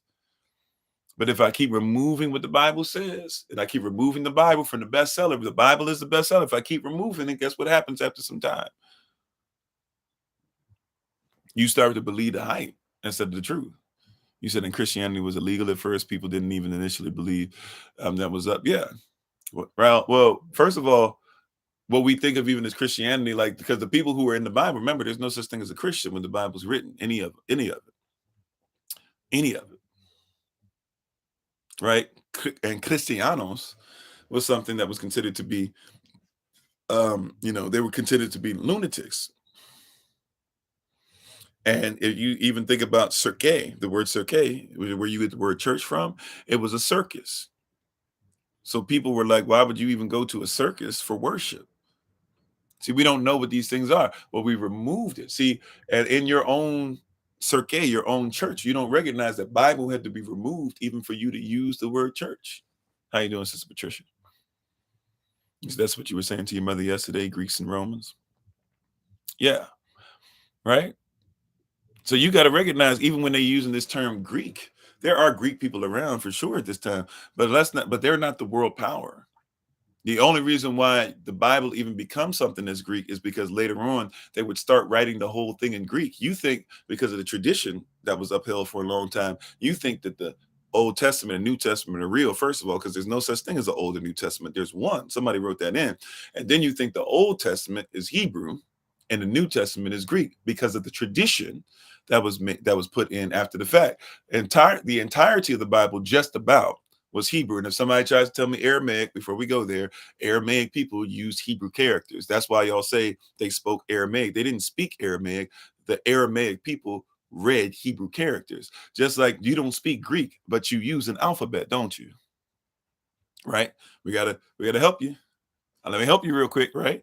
You don't speak Greek. A lot of y'all don't speak Greek. If I say hygienikos, you don't know what I'm talking about. If I say you speak more Greek than what you think you do. Because hygienikos, it means clean or legal, right? If I were to say, but you see it as sound doctrine, you don't see it as hygienikos doctrine. So you speak more of it, even in inferences than you think you do. If I were to say you're getting a phone call, the word call, kletos, means to be invited. The word phone comes from the Greek word phone. Phone means voice. So when you get a phone call, if you decide to answer the phone call, what you've decided to do is to answer or answer the voice you were invited to answer, right? But you don't know Greek. If I were to say psychology, psyche in the Greek, psychology, psyche, and ology, logia, right? Logia is the study of, right? And then psyche is the soul. So if you go to somebody who just studies psychology, you're going to somebody who studies the soul. If I tell you you're going to a psychologist, IST on that word is now making it somebody proficient in that. So a psychologist is somebody proficient in the study of the soul. So you had something that was entirely in Avda, or what you call Hebrew now, for the most part. There are a couple things that weren't, but for the most part, from Genesis to Revelation and the books in between, even the books that are missing, they were written in Hebrew, in not modern Hebrew either, because that's a mismanagement and a change of things, right? We weren't supposed to change the word at all. The When you look at the Sermon on the Mount, Matthew chapter 5, verse 18 tells you that we shouldn't even change the way it's written. Flavius Josephus, if you know who that is, who became a slave to the Romans, high end slave and a historian, but became a slave to the Romans, former general of Israel. He wrote out Israelite history and he told you same thing. We were never supposed to change anything, right? That's the conversation. And yes, you were able to ask somebody ask it, they ask a question. You can ask whatever question you like. Sure. Hopefully it's not just for the sake of asking. And it's actually so that we can have dialogue. But how you doing? As what was it? It's Bubs, right? So there's a specific type of see, even lawfully, once again, it goes back to law. Law is something that should be interpreted. If you look up the definition of interpretation in a legal dictionary, you will discover that law is, in fact, interpreted. Um, I'm sorry, the word interpretation means we have to know who wrote it, why they wrote it, when they wrote it, where they wrote it, how they wrote it, what language did they speak, who were they talking to, what was the context. That's part of the that's you can't interpret something without knowing all those things. But once again, we remove these things enough to where we don't comprehend interpretation. Somebody just keeps removing interpretation. We keep removing what these words actually mean. Do you not know that there's a difference between a male and a female and a man and woman? See, we're having gender conversations. We don't even know what that means. You said who was Arius, Calpurnius, Pisa. In all honesty, that name doesn't strike a bell. Is there something you can teach me or tell me or something like that? I can research it or we can look it up. Not really in my they're not really in my thought process right now. How you doing, Define Soul? And everybody who's on the podcast, YouTube, TikTok, we appreciate you. Thanks so much for spending some time with us today as we continue to go through this series. But today we're talking specifically about the Bible is the bestseller. If I don't remove the Bible,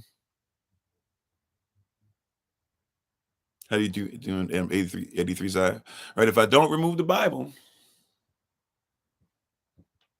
then I can't make anything else come into being. That's real talk. What, like I've said this before, I'll say it again. Watch this. Who is it that told you that the earth was round? A Black's Law Dictionary. I would try to get my hands on all of them. There's, I think, 12 editions now. There were 11 up until recently because somebody had gifted us. Sister Sonia had gifted our family with the 11th edition last year, 2021, 2022, something like that. I think it was 2022. But yeah, there's many different editions. And Black's Law is not the only one. Look up legal dictionaries, have as many as you can. It's just Black's Law is the most widely recognized one. So that's why we say get that one. It's one of the oldest ones that's there. There's some older than that you should have. Say Christianity came from Rome, rendering to Caesar what belongs to Caesar and Elohim. Well, yeah, Christianos. So once again, Christianity is literally like now they even try to tell you it's Christ-like, but it's Christ-like. It's like Christ, but it's not Christ. But look up PDFs. There's PDFs online you can find. If you, but it might be some, especially nowadays, because that's one of the things that's dangerous too. When everything becomes virtual, all somebody has to do to wipe out stuff is just wipe out any memory of it. Yeah, the apostles weren't Christians, of course not. Great point, Sister Irena.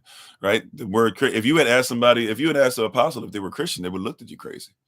Just because somebody rewrote something in a book, you got to remember, you're not even reading Hebrew. And you don't have, a lot of us don't have the code. Remember, like something is simple. Remember, we were talking about your straw man, all caps, things like that. But if you see Lord, Lord, in all caps, that actually is supposed to be Yehovah, or some of y'all would say argue Yahuwah or Yahweh or Jehovah or Iova or really Yehovah because IE is Yah, right? But you would see all these things. You would argue that that's what's supposed to be said there. Right. But whenever you see capital L, capital O, capital R, capital D, that's supposed to be Yad Chevav Che, Yachavach.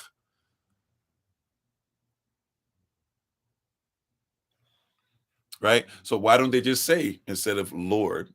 Right. You think like some people even teach like the Lord is my shepherd means Adon or Adonai. No, the Lord is my shepherd is capital L, capital O, capital R, capital D. That means what? If it's the Lord is my shepherd, what that's saying is what? If it's saying the Lord is my shepherd, it's saying Yahweh is my shepherd. You said the name of Baal himself? No, that's not necessarily the case either, because even if you're getting into that, you got to look at the context, right? If you're talking about Baal or Baal, right? Baal was something that until men started worshiping different things. Baal was just the same as saying Alachem in somebody else's language. You see, I know that thing comes in there, but once again, you don't know the culture. We're not talking about context. We're not talking about proper interpretation. For example, do you know, for example, because this would be better for your point, but it still falls apart if you don't know the culture. Do you not know that Baal or Baal actually means, was actually considered to be Yahweh at one point because, I'm about to say the wrong name, Melchizedek, right? Melchizedek, or at least what we call Melchizedek, who is the one who he was the priest and the king of Shalom, of Salam, of Yarashalam, right? Jerusalem. He was the king of Salam. Later on, that will become Jerusalem, Yarashalam. So he was the king of Shalom, the king of peace. And he worshiped Yahweh, who was his Baal or his Alacham. It even has Al in the word. We don't know that it's not Elohim, it's Alacham, because you don't know the culture, the context, right? See what I'm saying? So people are trying to remove the context. The Bible is the bestseller. Let it cook. Y'all used to say, let Russ cook. Let Russell Westbrook. I mean, I'm sorry. Let Russell. Who's the one married to Sierra? Russell, whatever his name is. Russell Wilson cook. Y'all used to say, let Russell Westbrook cook. Even if he was identified, let this word cook. Let it cook. It's cooking itself. It's got the temperature right and everything. How you doing, Minister Sherman? You got all these different things. It's let it cook. Let it do what it do. You ain't got to add nothing to it. You ain't got to subtract. You ain't got to add. You ain't got to do. Just let it be what it is, right? He worshipped Baal, sure, because it was short. The Al on there was Alacham. And we know that it was the same Alacham that Abraham worships. Because remember, where does a tithe come from? Where's one of the first places you see a tithe in the Bible? Right? Where's one of the first places? How you doing? I am King. Right? What is the first? Okay, I am Kingdom. Excuse me. What's one of the first places that you see a tithe? One of the first places you see it is with Abraham. Abraham gives a tithe to Melchizedek, the king of Shalom. He's putting a down payment.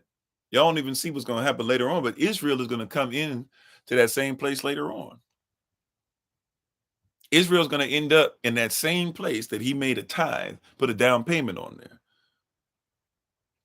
Right? And he did this because Melchizedek, even though not an Israelite, by the way, Israelites didn't exist yet either.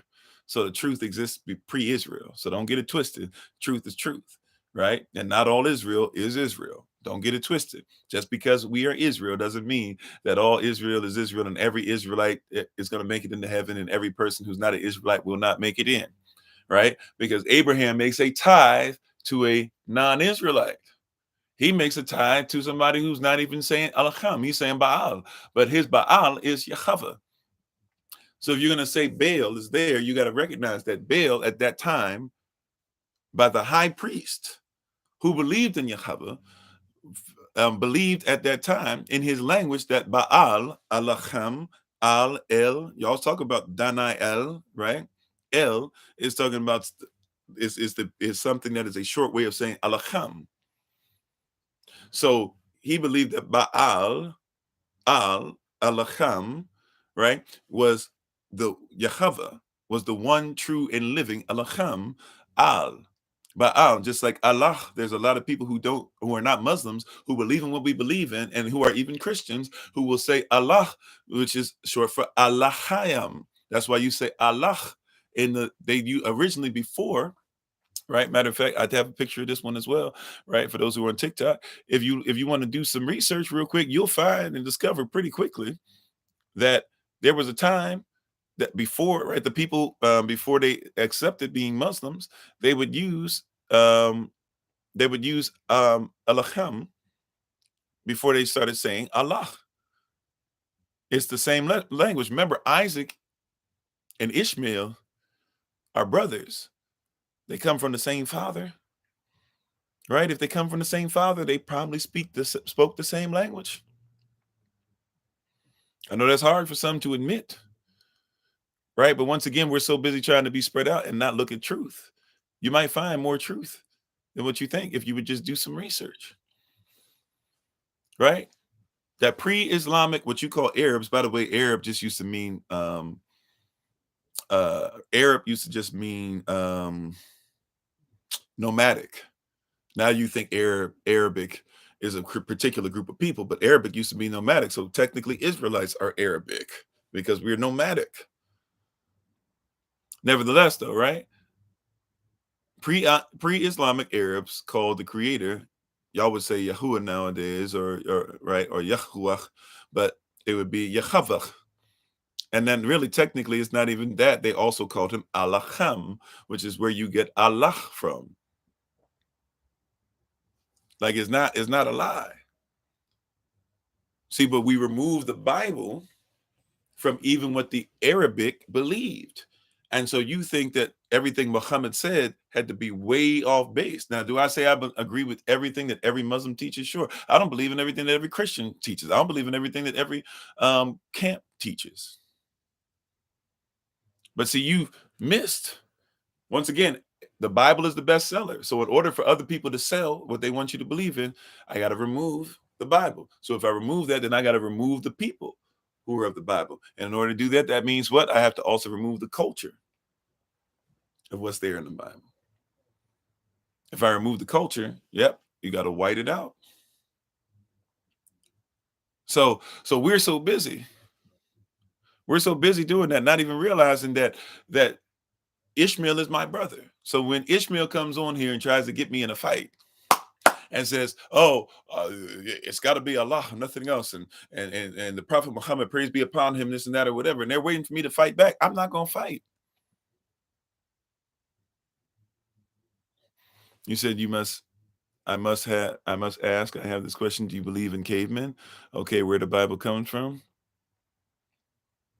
Do I believe in cavemen? Yeah, I believe in cavemen. I believe that people in caves are not some barbaric people. I have no problem with that. There's people try to hit us with, and I'm not coming at you. I'm just saying in general. People try to hit us with that question all the time. I have no problem with that which existed. Like, do you not know that King David was in caves? Do you not know that there was writing in caves? Do you not know that Romans, their apartments were caves? We have this romanticized view of Rome, Roman antics, right? This romanticized view of Rome. Do you not know that a lot of Roman apartments were in Rome? And thank everybody who was on the podcast. We appreciate you guys. Please feel free to catch the rest of this on YouTube or Facebook, or even join us on TikTok. Thank you. Excuse me. See, people don't even think about that. Like, do you not know there were Romans in caves?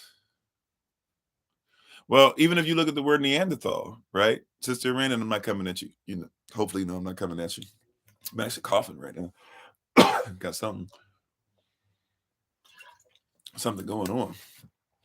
And to make sure I get some tea in a little bit. But do you not know? Right? Okay, thank you, sis. I just want to make sure. Right? Are you not aware that there were a lot of like what we call Neanderthals? Scientists have finally started coming out. They still haven't changed stuff. Like at the Natural History Museum in DC, they still got the old stuff and all that. But they started admitting to people that, all the stuff we were telling y'all about people, and they had to have these sloped foreheads and this and that or whatever. That was mismanagement. Like, really, Neanderthal DNA is just white DNA, and white people can mix with different people, which is why different people have Neanderthal DNA. And there's certain DNA that people don't have, not because it's alien, but because there's tribes that never mixed with other tribes. Now, look, I'm not here to downplay Anunnaki and all this stuff. I don't know enough about it. I'm learning more and more about it every day. It's being introduced to me more and more every day.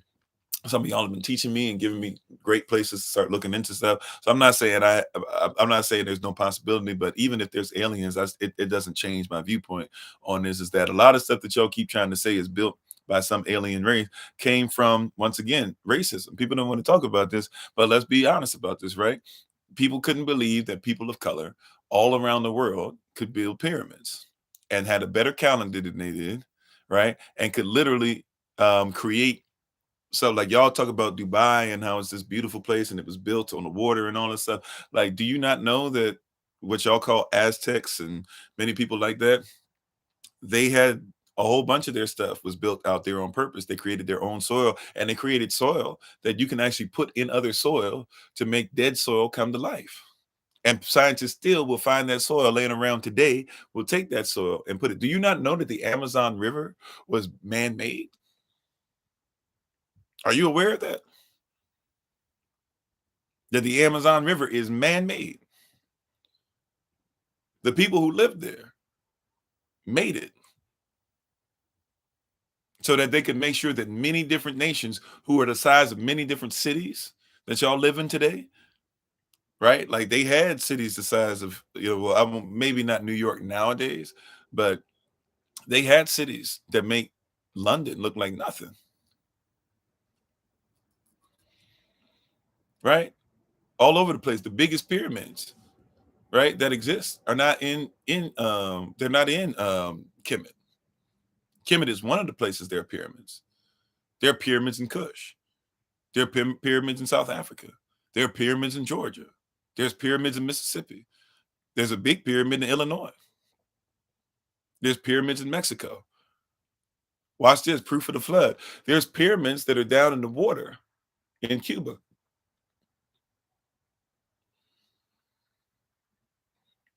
Yeah, moving large stones with frequencies, or even if they were able to do it on boats, or however they were able to do it. Nobody can find out how they did it. So the first thing they say is got to be aliens.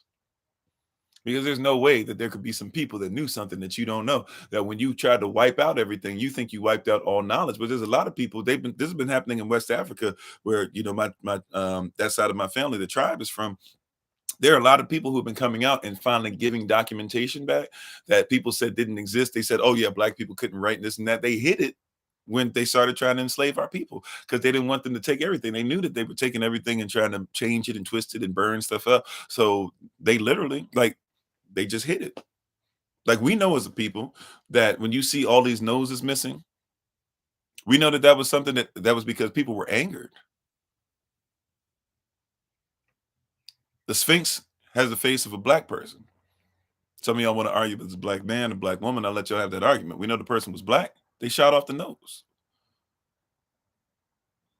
We know they did because there was a French painter. There was a French artist that was out there with them trying to give artist renderings of what was going on. And he didn't draw it, but he wrote in his memoirs that, yeah, that's what happened. Right? Queen Tie, nose missing. Matter of fact, they say when the Greeks came, they did it. But that doesn't even make sense. Because have you ever noticed that Alexander the Great, he has a nose that be missing a lot? You ever thought about that? Because Alexander the Great, he comes from a daddy that was black, or what you would consider to be black. Philip of Macedonia, he was dark skinned, probably darker than I. He was swarthy.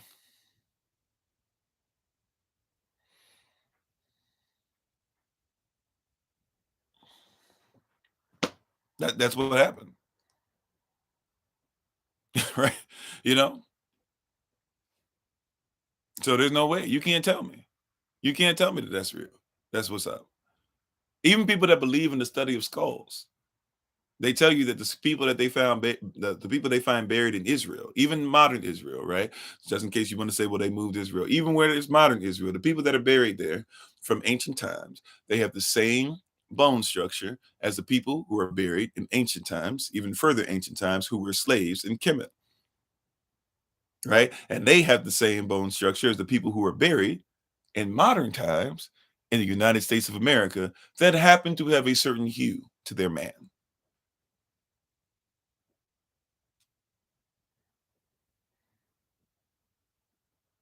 But if I remove the Bible, once again, the Bible is a bestseller, but I can't have another bestseller if the Bible gets to stay. So I've got to remove the Bible, remove the people. Once again, what does people mean? By law, people means nation. So when I remove the Bible, I've got to remove the nation. That means I have to remove the culture. That means I have to remove the tongue. Death and life is in the power of the tongue. Hear what I'm saying? You might not have ever heard anybody say it like this. Holy Spirit is having her way. I don't think I've ever heard anybody say it like this. But death and life is in the power of the tongue. They took your tongue. They got you to sign off on the fact that it's not. You say firmament. Firmament is a Greek spirit, a Greek deity. Firmament came out as twins with his brother out of Gaia.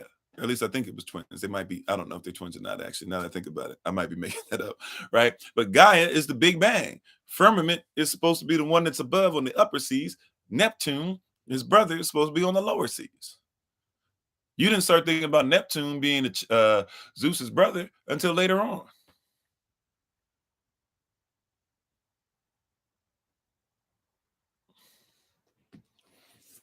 They started mixing and matching so much that now you can't even tell what their mythology is or not. You said real firmament is Nut of Kemet. I mean, if you believe in Nut, or even if you believe in Noon, or if you believe in Ra, or if you believe, like, we're dealing with a lot of different things. I guess you could say netures that are in the firmament or are the firmament or the whole stuff. Right. Matter of fact, if you really want the real one, look up the neture, because they don't have gods, in Kemet they have netures, but look up the neture of that the Most High went against. I forget the name. You know what? I could possibly find it real quick. I don't have it up, but let's see. 10, because every plague that was done was against a Kemetic nature. 10 plagues when you look at them,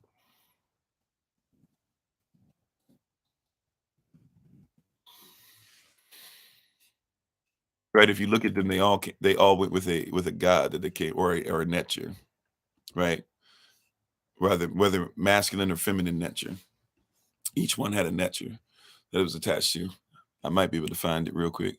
Yeah. So the first nature, when you look at it, so the nature of the water was I'm sorry, trying to find it. I don't have this up. I don't even know. Okay, this one might not have the names of the. Oh no, it does. So Hapai, or some say Hapi. That was the nature of the water. So that's who we went against in the water, right? Um, the Heket is the nature of no, hold on, wait a minute, I'm out of order. Sorry. No, yeah, that's right. Yeah, water turned to blood. Then you have Heket, who was the nature. She was of fertility, water, renewal, but she had the head of a frog. So the first two plagues go together because you have the nature of the water, who's also then dealing with the nature of the water. That's the feminine aspect, the Ankh principle, if you will, the water and the frog. So you got to deal with her next, right? Then after that, you have the nature of the earth, right? So it's the strikes the dust, you have lice, and all that from the dust of the earth, strike it and all that. That was against I don't know if you pronounce it this way, but I think it's Geb, like Geb. Then after that, you have Khafri, who is the nature of creation, right? And so and supposed to be the head of a fly.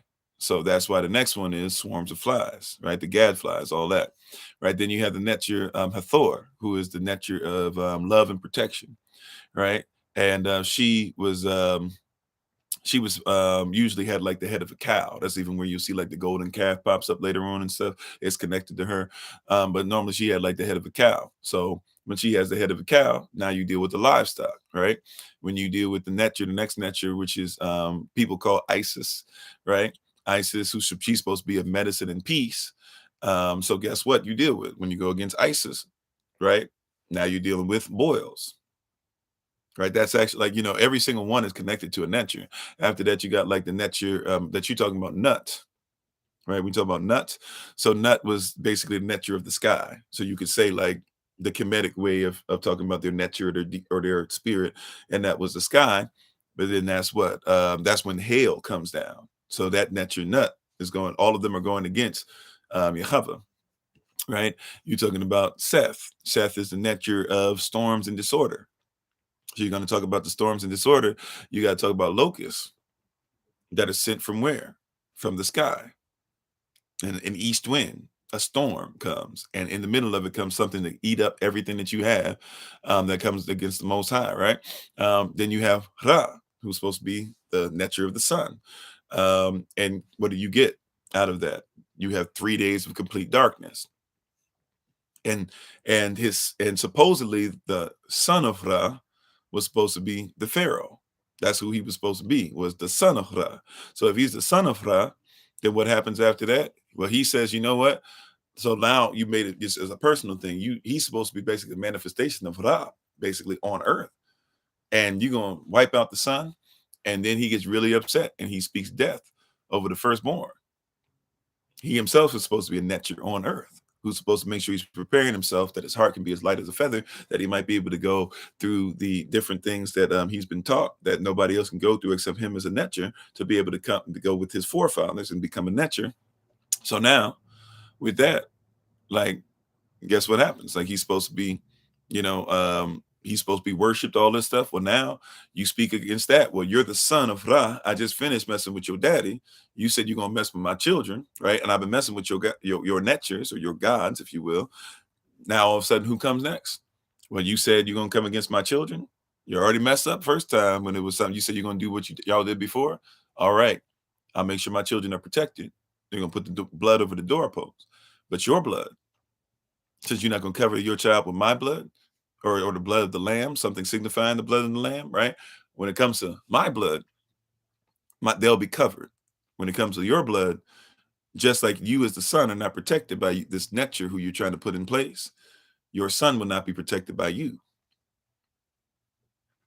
right? All of them have so every single plague was actually connected. You said that Daniel says that the people of Rome, look like, okay, yeah. So we have a lot of different things that are going on in there where we're not even aware. Usually it's spelled Netjur, I believe, right? So you have a lot of different things where people are talking about and they don't realize what's going on. Like, this is all connected, and they were specifically targeted by the Most High because we just don't know it. You said we as Black people in America speak one language and the rest of the world speaks two. Well, yeah. Well, a lot of us actually speak more, but yeah, as a rule of thumb, most of us only speak what we've been given by our oppressor, because that's all we think of ourselves is within the confines of the oppressive thought process about it. Now, somebody asked something earlier. I'm sorry, I'm trying to find it. Somebody asked something. There was a question I missed. I know I missed it. I'm sorry. I didn't mean to get away from your question. You said it's indisputable that mankind began in Africa, was dark skinned. Sure. Yeah. Amen. With you.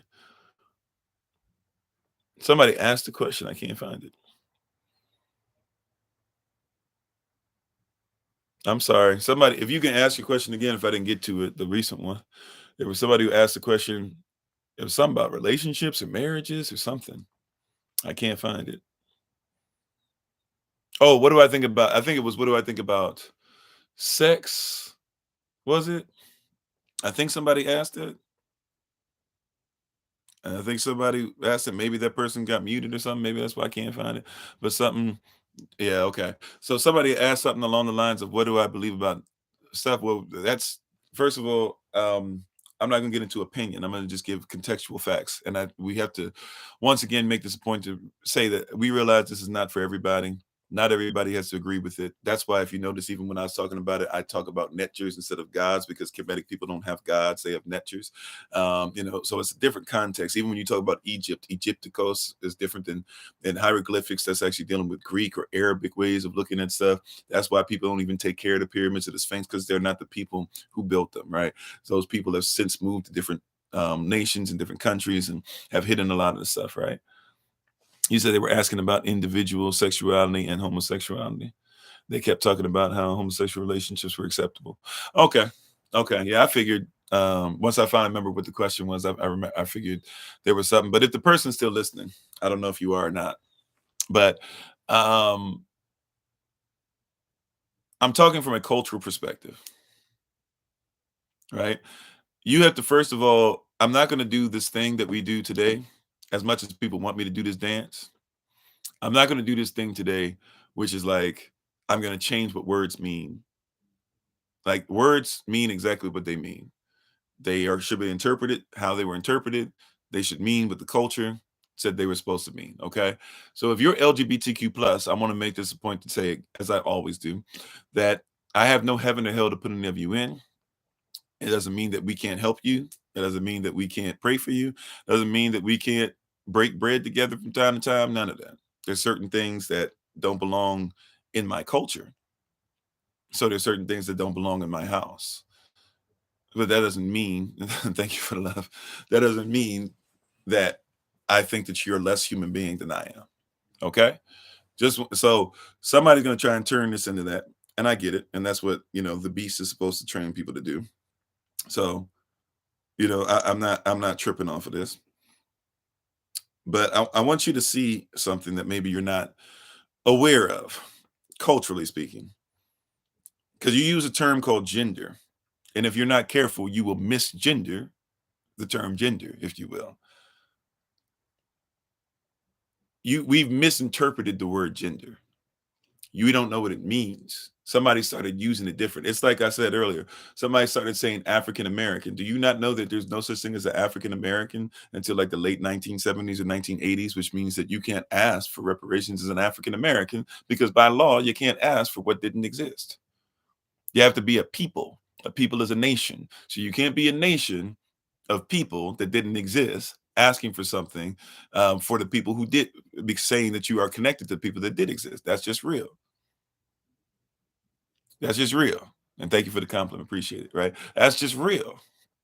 I'm not trying to come against you. I'm not trying to say, oh, you don't know. Just hear what I'm saying. I need you to get the context. Because if we're not careful, we're going to have an argument about something outside of context. You cannot talk about homosexuality and not realize that if you're trying to have a biblical conversation about homosexuality, the word homosexual was not even something that existed yet, nor does it mean what you think it means, because homo just means one. And in our culture, sex is marriage and marriage is sex.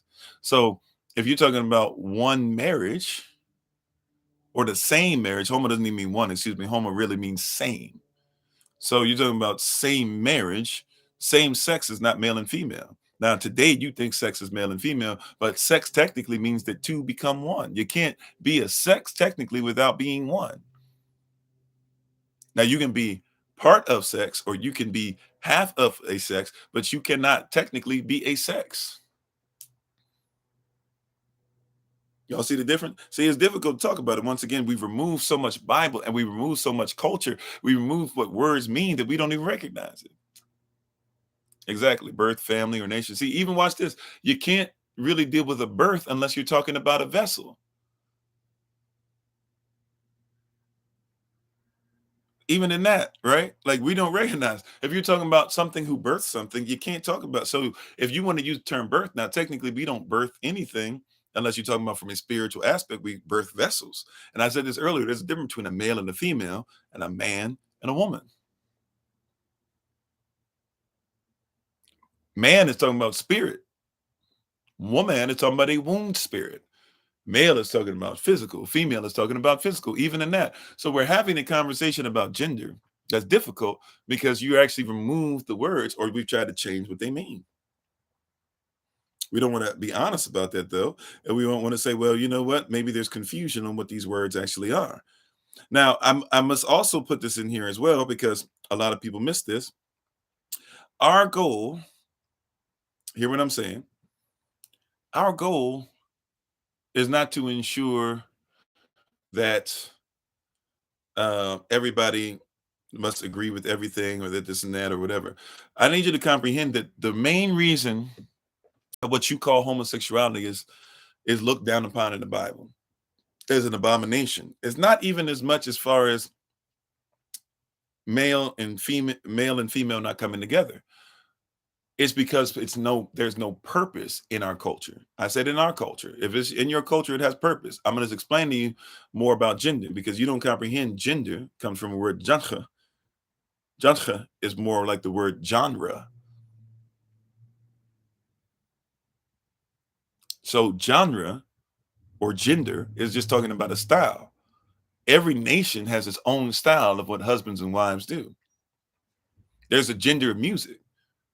I would never say that country music is not music, but there's a big difference between Travis Tritt and the Dixie Chicks. I would never say that folk music ain't music, but there's a difference between Bob Dylan and actually John. Well, I think there's a difference between Bob Dylan and Johnny Cash. Some of y'all would say there's not much, right?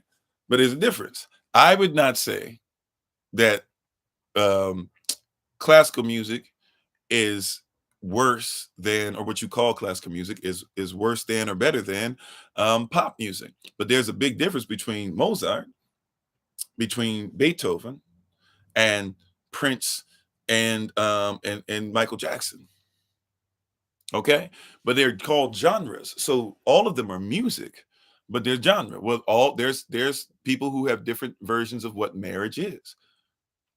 But they're all marriage, but each culture has their own. And in our culture specifically, males and females coming together is an abomination because it has no purpose.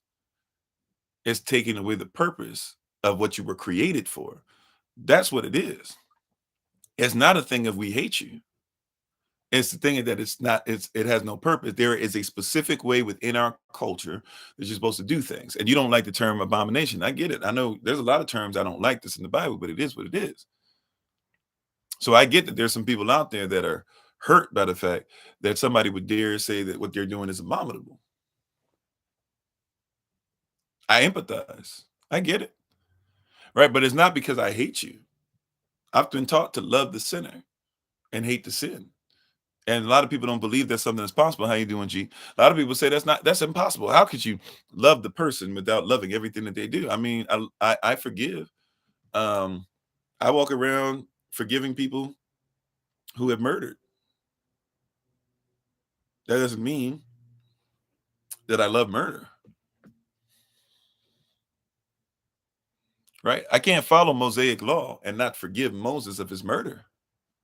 You know that, right? I can't follow the epistles of Paul and not forgive Paul for his murder.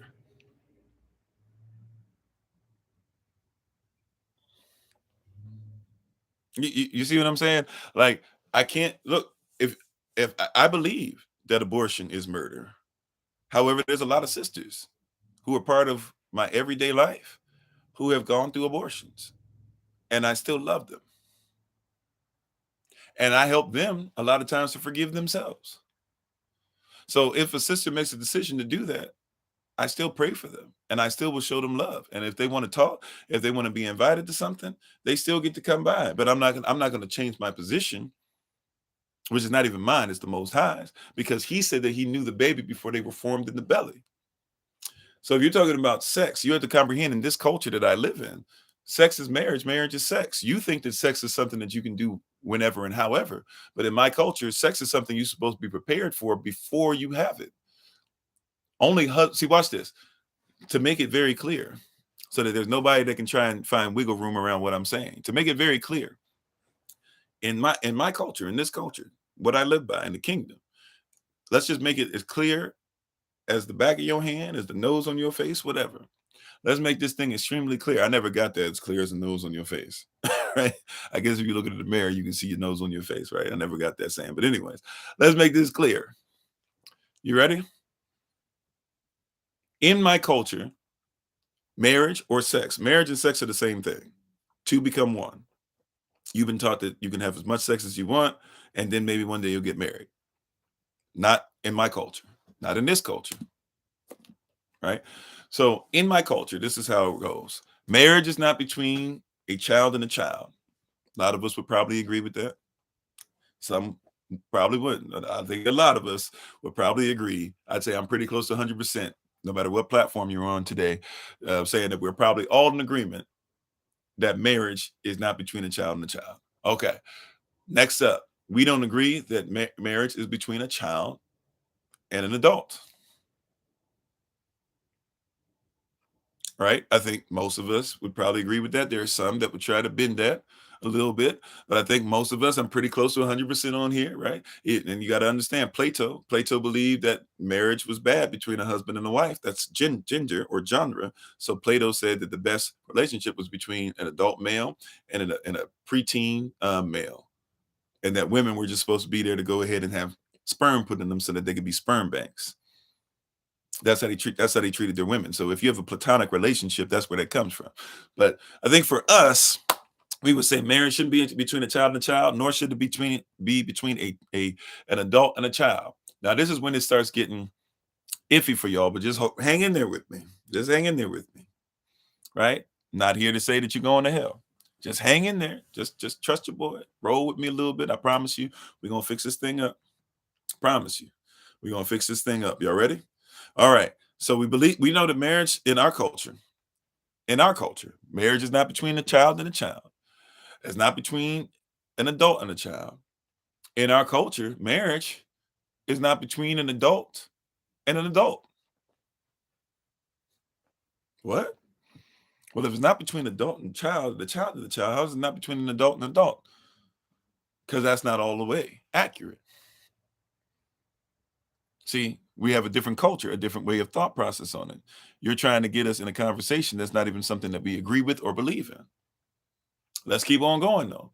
In our culture, we don't believe that marriage is between, get this, we don't believe that marriage is between a man and a woman. What? Well, it's got to be between a man and a woman. We don't believe that it's in between a male and a female. Wait a minute. Okay, now you're really losing me because you don't have the culture down, right? All right, watch this. Watch this. In our culture, we don't believe that marriage is with a man and wife. Oh, now you messing up. You messing up now. You messing up now. No, no, no. Still not accurate because we don't believe that marriage is between a husband and a woman. Okay. What we getting to? Please get to the point. We believe that marriage is between a husband and a wife. He who finds a wife, she's already pre-qualified. And what must the husband be? He must be in his work. It's cultural. In our culture, that is our gender. That is the gender of a husband. That is a gender of a wife. And ultimately, we learned that because first and foremost, we should be married to the Most High. So we actually are all in two marriages. If we are married in the physical, we are married to the Most High in the spirit, and we are married to our spouses in the physical, and therefore all of us working together. And technically, you could add a little bit more because remember, I said it's different between a man and a woman, and a male and a female. The male and the female is the physical coming together. The man and the woman is the spirit. And in everybody has man in them. Man is a spirit. Everybody has a man in them. The word human means humus man. Humus is dark, rich, nutrient earth. Man is spirit. And then he had to breathe inside you, and you became a living soul. The racha breath, or you'll call or really even the ravacha breath, or you call the rocha or rucha breath, and became a living soul. So you have to be man, spirit, humus, dirt, and soul, nachavash, or psychology, in order to be functioning. And we believe that you must be a husband and a wife to be qualified to even start going towards the process. See, in our culture, you didn't get a certificate for marriage. In our culture, you had to have people sign affidavits and get certificates for betrothal when you became affianced, when you became a fiance, when you went from, hey, you ain't gonna be doing nothing with nobody, to hey, I'm gonna walk down the aisle with somebody. That's when you got your marriage license. Y'all call it the marriage license now, right? That's when you got your marriage license. That's when you got your marriage license. You were licensed to marry once you guys and everybody and the families agreed that you should be together. You were trained from a child. You didn't have to date. Dating is not even in the Bible. So you didn't have to date. Y'all be letting people come up to you. God told me that you're going to be my wife. When? And if he told you, then you should have showed up with a resume.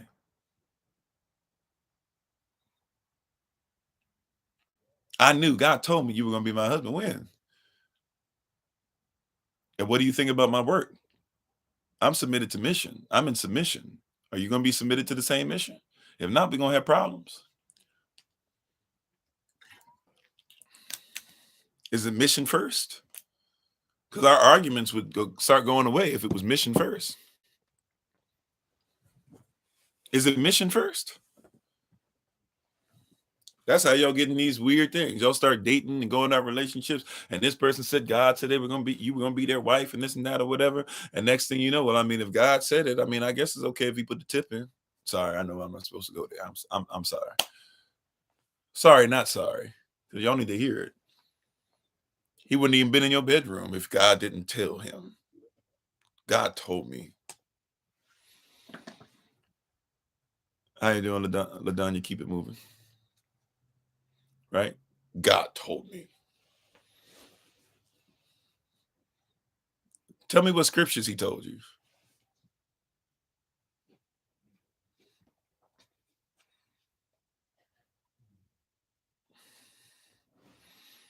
All somebody got to do, once again, we remove the Bible. The Bible is the bestseller. They selling you on stuff because you removed it off the shelf. The Bible is always the bestseller. They had to remove it off the list so that you would think other things were there. You keep removing it off the shelf.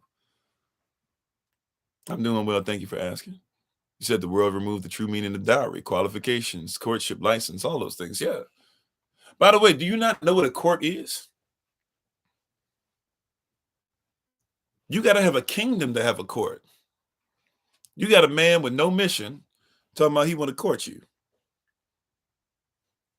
Where's the kingdom in that? Somebody help me out. Enter into his courts with thanksgiving. Thanksgiving actually means to fast. Y'all think Thanksgiving means to gorge yourself or enlarge yourself, right? To eat as much as you can. Writing about courts right now. Amen. Yeah, we got to get you. Yeah. Thank you for the reminder. We got to get your stuff up there and figure out a date and time to get it done. Right? Enter into his courts with thanksgiving.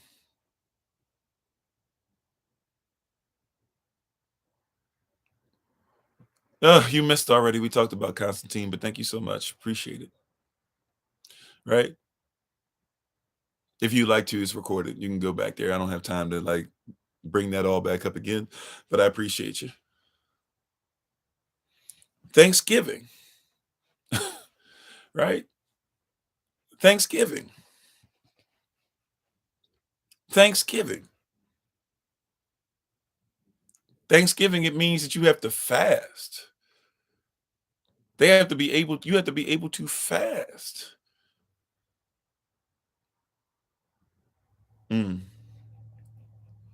Amen. Well, that means it's going to be great. We're going to attach that message and keep on rolling on one message, right?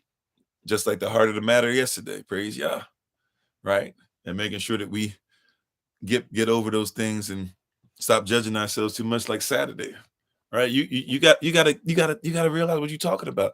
We removed this stuff so much. We removed the truth so much. Enter into his courts with thanksgiving. He said, preach it, fell for by the so-called prophet, married, divorced in 7 months. Hey, a lot of people do that. Matter of fact, because what we've really been taught is we've been taught to be attracted to certain words. I don't even know where we're gonna go this way, right? But I didn't know we were gonna go this way, but let's go this way. Let's go this way. Y'all ready? Let's take a little detour from what Kofi thought we were gonna do, and let's do what the Holy Spirit. Like she had me down this path. I thought she meant something else, but I can see clearly that I really didn't get the gist of it. Right? Let's go down this path. Let's do this. You ready? You ready? We like certain words, but not every word. Hallelujah. That's a word right there, right? We like certain words, but we're not really attracted to every word.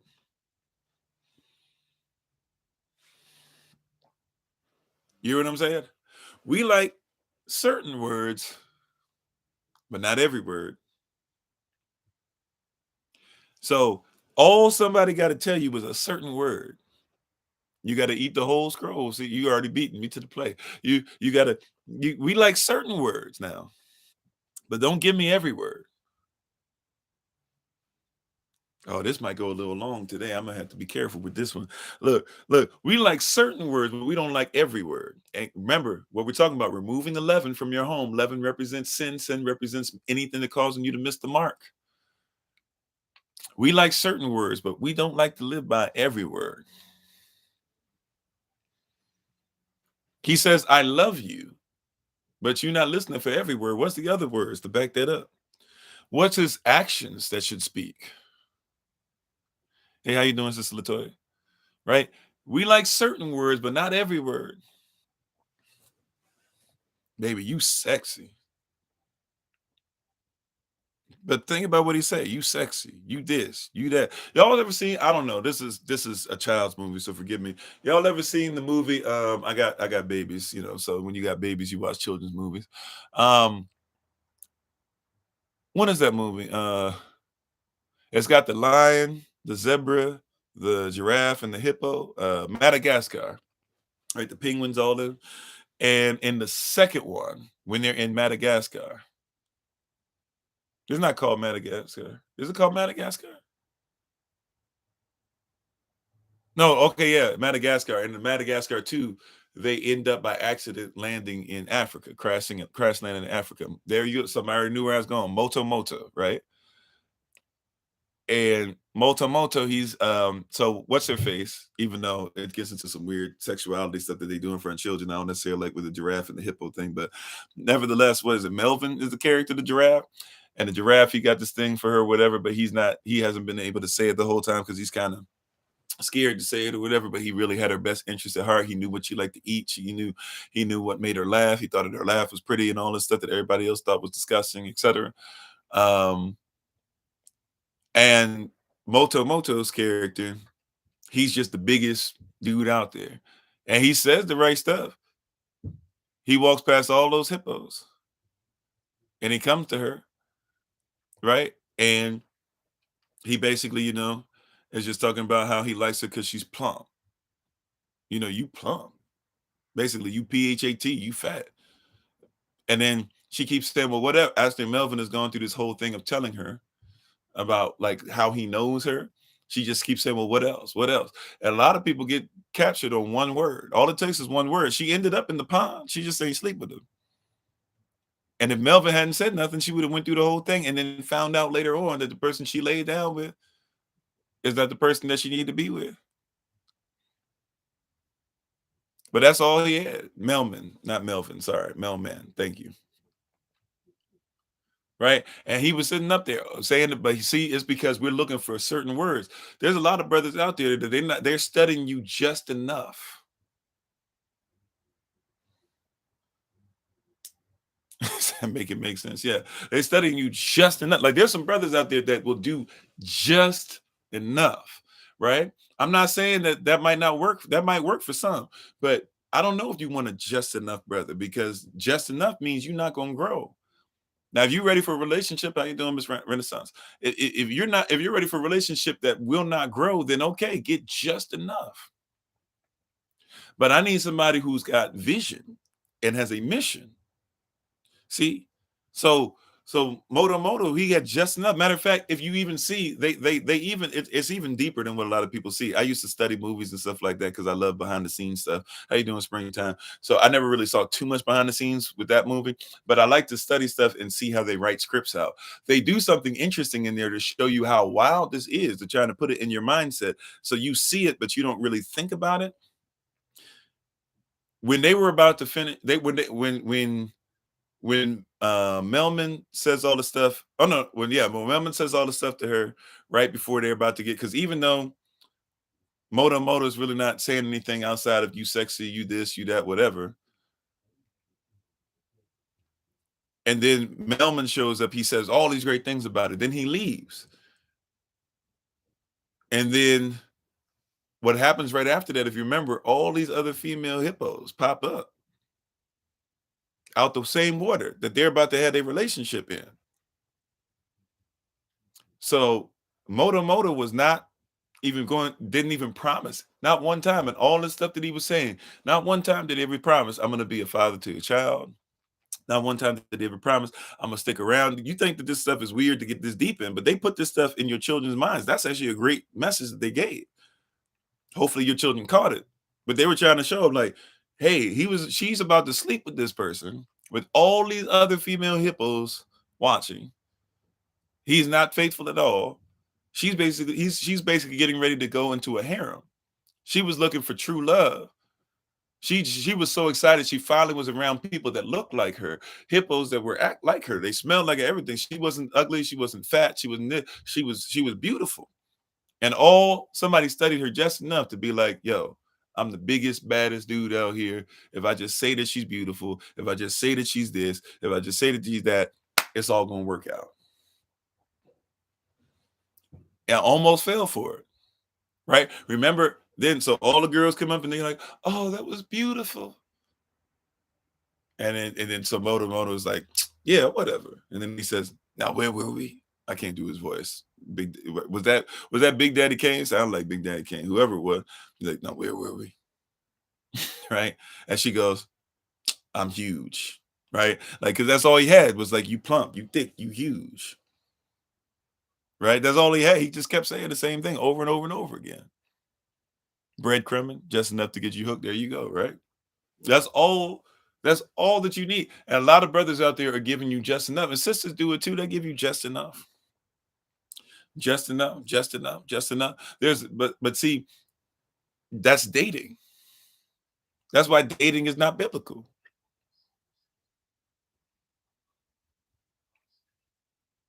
Amen. That's deep. Yeah. How you doing, Minister Nice? Yeah. Like that's not biblical. Right?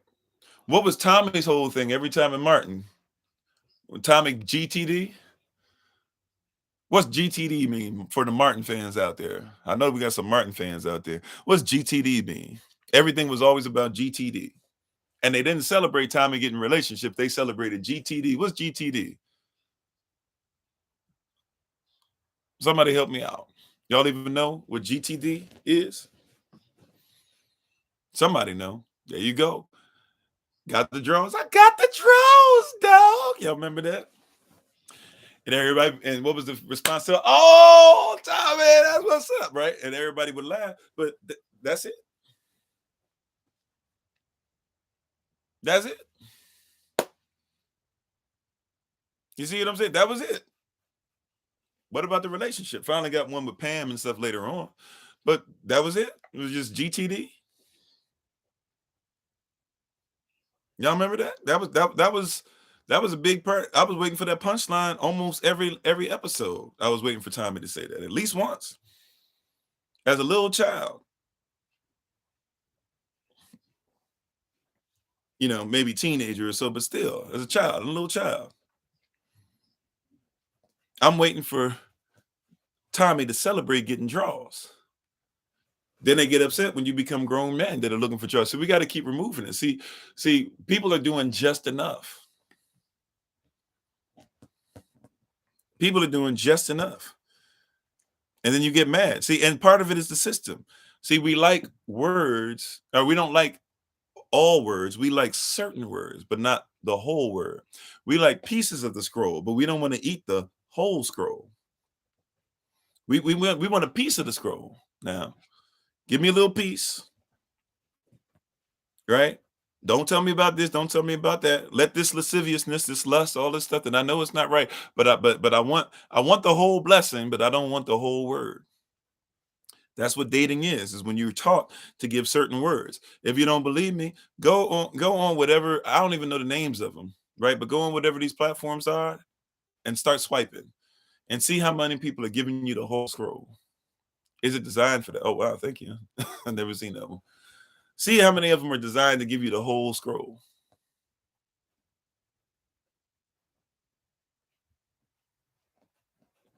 See how many of them are designed to give you the whole scroll.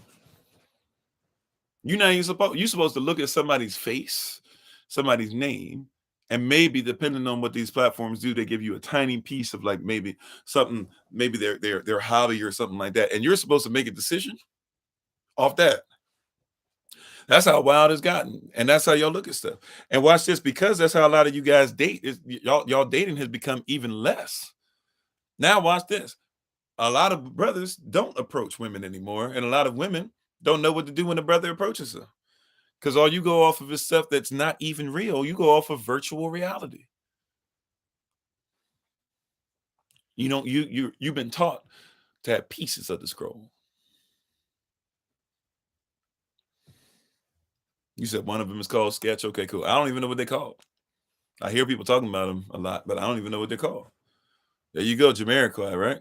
Forgive me, I can't sing no more. What is it? Futures made of virtual. I can't sing that high anymore. I'm sorry. Futures made of virtual insanity now. I'm not even singing the right notes. Oh, always. I don't even know how it goes. Always seem to be governed by this love we have for useless twisting. Popping new technology for now. There is no self. Something like that, right? I'm sorry, y'all. I can't. I used to be able to sing somewhat. I can't do it anymore. But y'all get the gist, right? Future's made of virtual insanity. What is it? Hell is a wonder man can eat it all, or right? With hell is a man, wonder man can live it all, or eat it all. When things are big, they should be small. Who can tell what magic spells we'll be doing for us? And now I'm mixing and matching the lyrics now. I'm sorry. Now every mother can choose the color of her child. That's not nature's way. You know, Jamiroquai, I was telling you a long time ago. I'm sorry, my voice is terrible nowadays. When you speak as much as I do, you can't practice falsetto. So my range is very limited now. I can't stand it. I used to be able to sing. I can't stand it. But nevertheless, right? Hopefully you got the point. Hopefully you got the point. Hopefully you got the point. Right? Right? What is it? And goodness, what a mess we're in. Hard to know where to begin. I'd have to look up the lyrics. Somebody might have to help me finish that. Right? A lot of deep stuff he was saying in that song, though.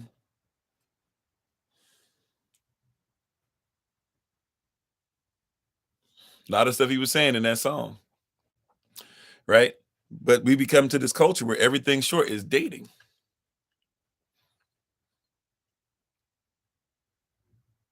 Right?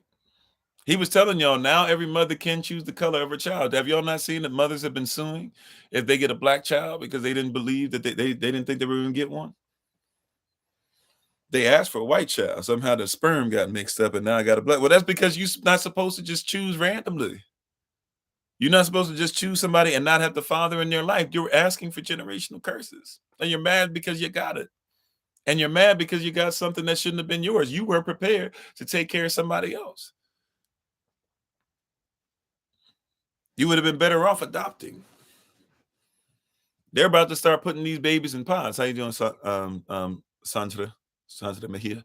Right? They're about to start putting these babies in pods like the Matrix. They're selling people on this stuff. They're asking people, go ahead and put your baby. You don't carry a baby in you, mama. Yeah, picking mates and all this stuff. Watch this. See, instead of picking mates, you were not an animal. You were not a race. Remember, race is an animal. Remember, we talked about that with evolution, Charles Darwin's book? The origin of species by means of natural selection or the struggle for survival of favored races. And when you read the book, is specifically written to help you to know that how animals have races, competition amongst each other, that you must have races amongst yourselves, and that certain races are on top and other races are on the bottom. And therefore, it's just natural selection that some of these races would begin to be better than others. Have you ever thought about the fact? See, you like partial words. You like some words, but you don't like the whole word. You like some words, but you don't like to put whole sentences together. You like certain compliments, but you don't want other things to compliment you as well. See, things that compliment you are not things that are always the best or feel the best, but they compliment you.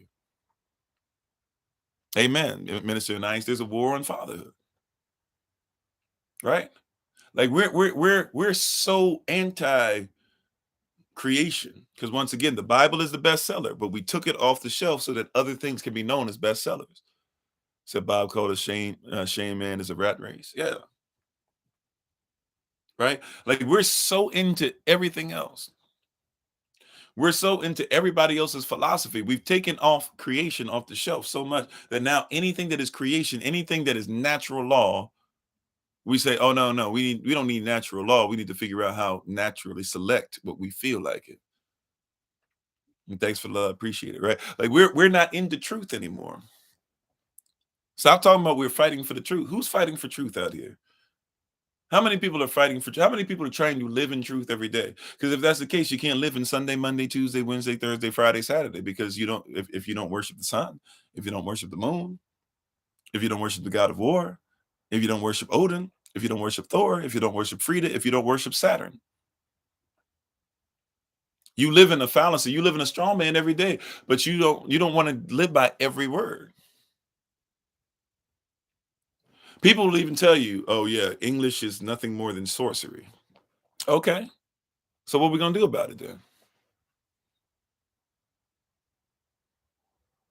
Well, I mean, what are we gonna do about it?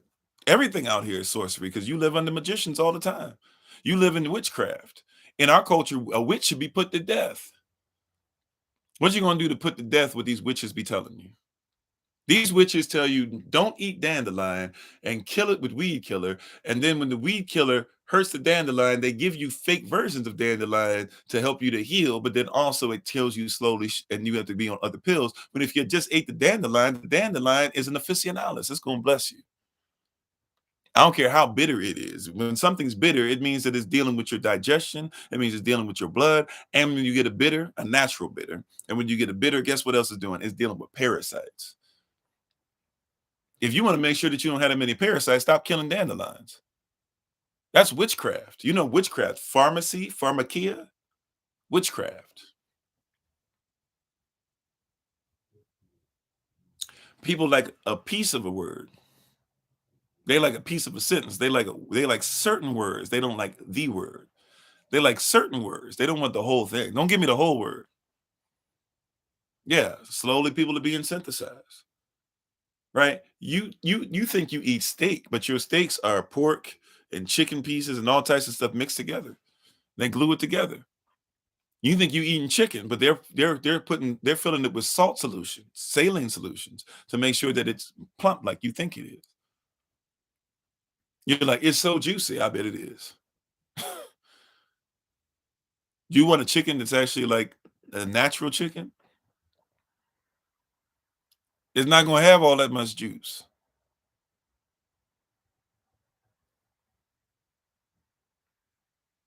I need it to be so soft and moist and juicy. It's meat. It's meat. You think lions are chasing gazelles and lions are chasing down ox and lion? I'm sorry, ox. Well, they are ox, I guess, but wildebeest. You think they're chasing down giraffes because they juicy?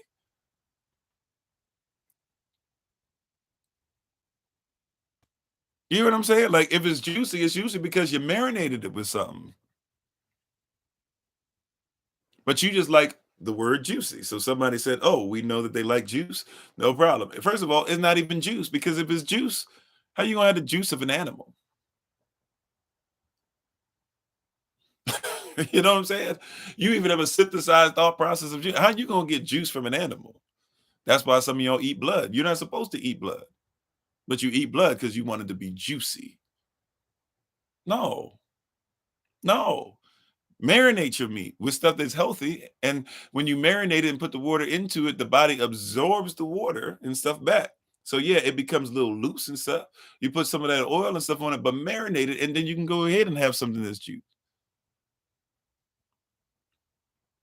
right? That's why y'all want blood juice. Y'all want animal juice. What is that? Why do you want that?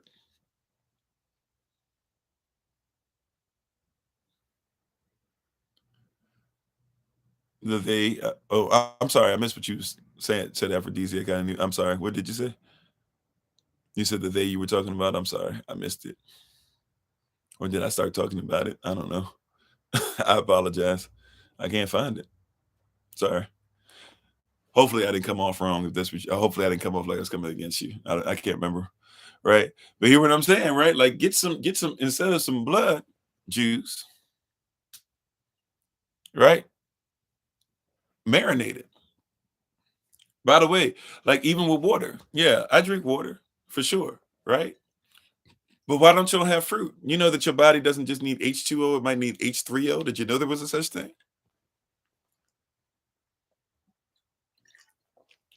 Fruit is all around you, as my wife teaches. Oh, you talking about live hunts and how certain animals need prey a lot? Oh yeah, yeah. By the way, yeah, exactly. We're not created to be like them too, for sure, right? But do you not know that? Like my wife teaches this: 70% of nature. Hear what I'm about to tell you. Do you not know that like 70% of nature is what? I'm not sorry, 7% of nature. How about this? Sorry, I said it the wrong way. I just gave you the answer. 70% of what you need is nature. 70% of what you see is nature. When you walk outside, you see trees and stuff. Some of y'all don't get to see this, unfortunately, because of where you live. But when you walk around and you see trees everywhere and you see dirt and you see seedlings and all this other stuff, whatever, that stuff grows because you need it. Fruit is all around you. Anything that gives seed. You know how you be like, oh, I'm allergic to pollen, this and that, or whatever. It makes me sneeze. You want to know one of the reasons why you guys are allergic to pollen? It's real simple. One of the reasons y'all are allergic to pollen is because pollen is designed to do something. A lot of the pollen is seed, technically. It's something that's necessary for stuff to grow. And you're so used to eating seedless stuff and not eating fruit anymore, right?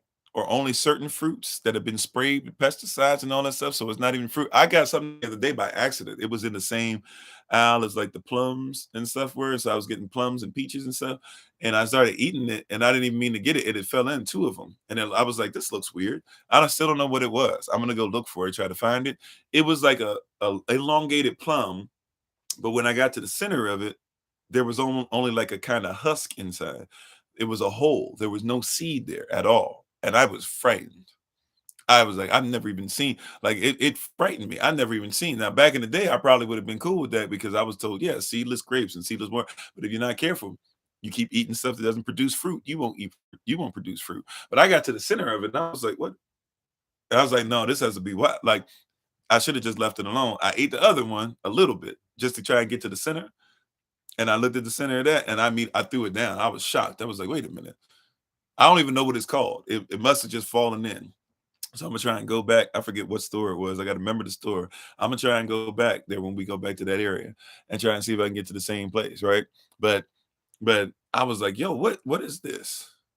Like what is this? Like I've never even heard of whatever it is. I've never seen that before. We're literally like I know seedless normally means like okay, the seeds, there's less seeds, right? But to get in the middle of like something where you normally have a pit, right? A peach pit or a plum, right? Like something like that. And well, the plum is a little different. Sorry. So it was like basically supposed to be like a peach. And to get to the center of it, and then there's just like a hole,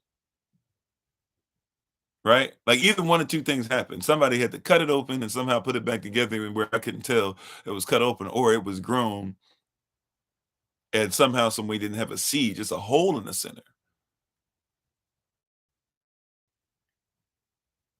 But people like that. They like to eat the stuff without the seed. People like to eat the word or piece or certain words without a piece of the word.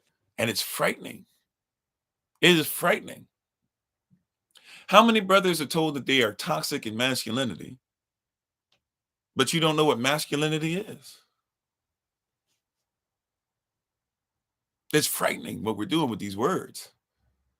How many people have married people and never knew that you were supposed to be pre-qualified by a community before you got married? It's frightening. And yes, I praise Yah that He brought you out and all this stuff. I praise Yah that He's doing this for. I praise Yah that He's developing you. I praise Yah that He's using you in a mighty way. I praise Yah for all those things. I promise you, I do. I am thankful and grateful to the Most High that He's using you in the manner that He's using you, and I really am. That being said, though, man, I praise Yah that He's going to show us to have children that don't do what we did, and that they're qualified by a community of believers who look out for them, by elder women who are wives, who teach the younger wives, by brothers who are husbands, who are teaching men from birth how to be husbands, fathers who are returning to the hearts of the children, and children who are returning to the hearts of the fathers, mothers who are not dealing with that generational curse that goes back to Adam, to where they will try to give us their best and never feel secure in love and affection. Right? Brothers who will give direction and it will be adhered. It will be listened to. Do you know that your husband, a lot of husbands out here, wives, let me give you some game real quick. A lot of your husbands don't care if you agree with them on everything. I know that's what you think. A lot of them don't. A lot of them don't care if you agree. You know what a lot of your husbands are looking for? They're looking to see, will you listen? Will you listen? Will you listen? Just one time. You hear what I'm saying? I'm not saying that you got to go get married, isn't that whatever the Most High leads you to. If he doesn't, he doesn't, right? Make sure you're married to him. But hear what I'm saying. Those who are wives or those of the Most High, even, guess what your husband is looking for? He's trying to see, will you listen? He doesn't want to know if you follow direction. Husband's number one need is respect. When he says you don't love me, he says you don't respect me. When he says you don't love me, he thinks you don't listen to his direction. It's different. For you, when you say you don't love me, you're saying you don't feel secure, you don't feel affection. That leads you to his number two need. His number two need is sex. That's not even your number one and number two need. You have sex because you feel secure and because you get affection. I hear you, Sister Man, right? Yeah, that's what we be saying sometimes. You say, I don't feel like you're listening. I don't feel like you're listening. I listen to everything. And isn't that, he's just saying, what he's saying is, if I give direction, especially if it's of the Most High. See, some of y'all, we can go different directions. Some of y'all can say, well, he never gives direction from the Most High, this and that. Well, we got to figure out why you marrying guys who aren't in tune with the Most High. Like, we got to figure out why that is, who trained you, because somebody trained you wrong, right? But if you have somebody who's following direction from the Most High and you don't listen to it at least once or twice, that's when he starts getting irritated. And you get mad because he's just going through the motions. But he's going through the motions because he's still going to love you. He's supposed to love you, even when he feels like you don't listen to his direction. Is that not what the Most High does? Even when you were out there sinning, before you even cared about his direction, he still made sure he took care of you. Did he not?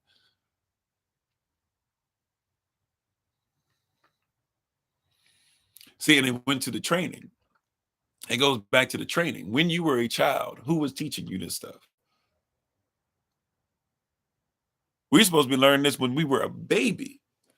Coming out the womb, you a boy, you a girl. First 3 years of life. Now we coming out the womb. What do you want to be?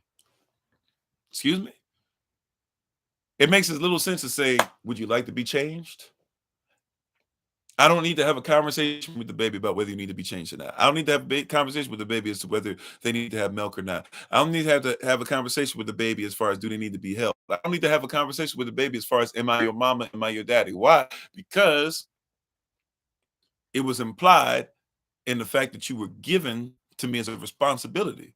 So why in the world do I go by that? But then when it comes to your gender, your style, in your culture, in our culture, we don't play that. But why, I have to ask the question then, in your culture, in your gender, in the style that y'all have for your relationships, why do you say that you need to tell the baby who they are until you don't need to tell the baby who they are? What is the point?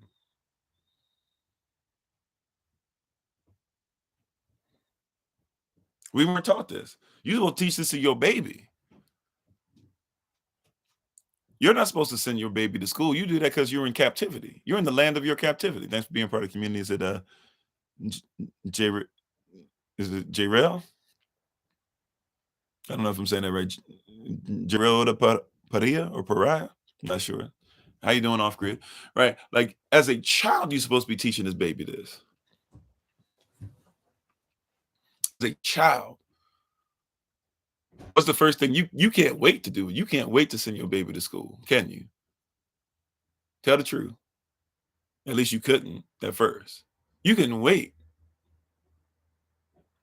You were so proud. Look at my baby. He's on the bus for the first time. You know those same buses they put him on? They put him on those buses later on when they send him to prison. But we remove the Bible from its place. You got to put something else there. Who's supposed to train up a child in the way they should go so when they grow old, they won't depart from it? You were the school system. Who's supposed to train up that baby in the way that they should go? You or the school system? Why are you asking for Biden to write policy for what you should be doing in your house?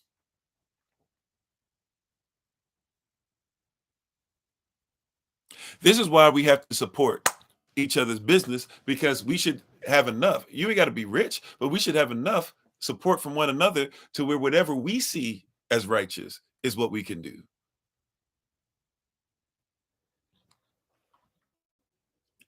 Watch it. Like, of course, we're still looking for the land and everything, but if we were really ready, we could have been gotten as a community. People don't even think about how simple some of this stuff is. You could get a storefront. You could get you could get 2, 3 blocks, right? Have apartment buildings that are abandoned, purchase them and begin to live in them. And you would be surprised what y'all would turn that into in about a year, because of the gifts that you have and because of supporting each other. You would be surprised what you could do. Now, that's not nature. That's not natural. That's not growing food, but you'd be surprised what you would start doing. But we don't think about coming together. Same thing to you, Elion, right? The Bible is the bestseller for a reason. I don't care what it is. Every category is the bestseller. It's always been the bestseller, but they have to remove it because they can't have other words be utilized if they don't remove it, right? We as a community of believers could easily support one another. The problem is that you believe that you should be alone, or you think it's acceptable. It is not righteous for you to be all in one.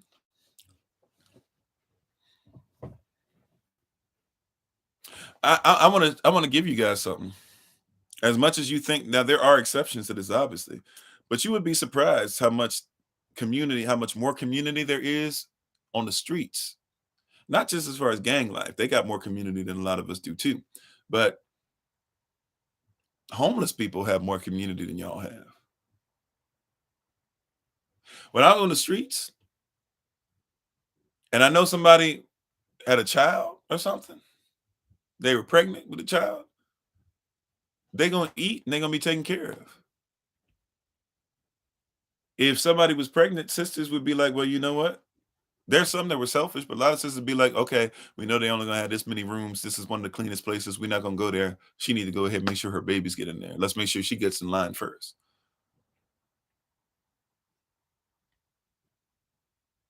Right?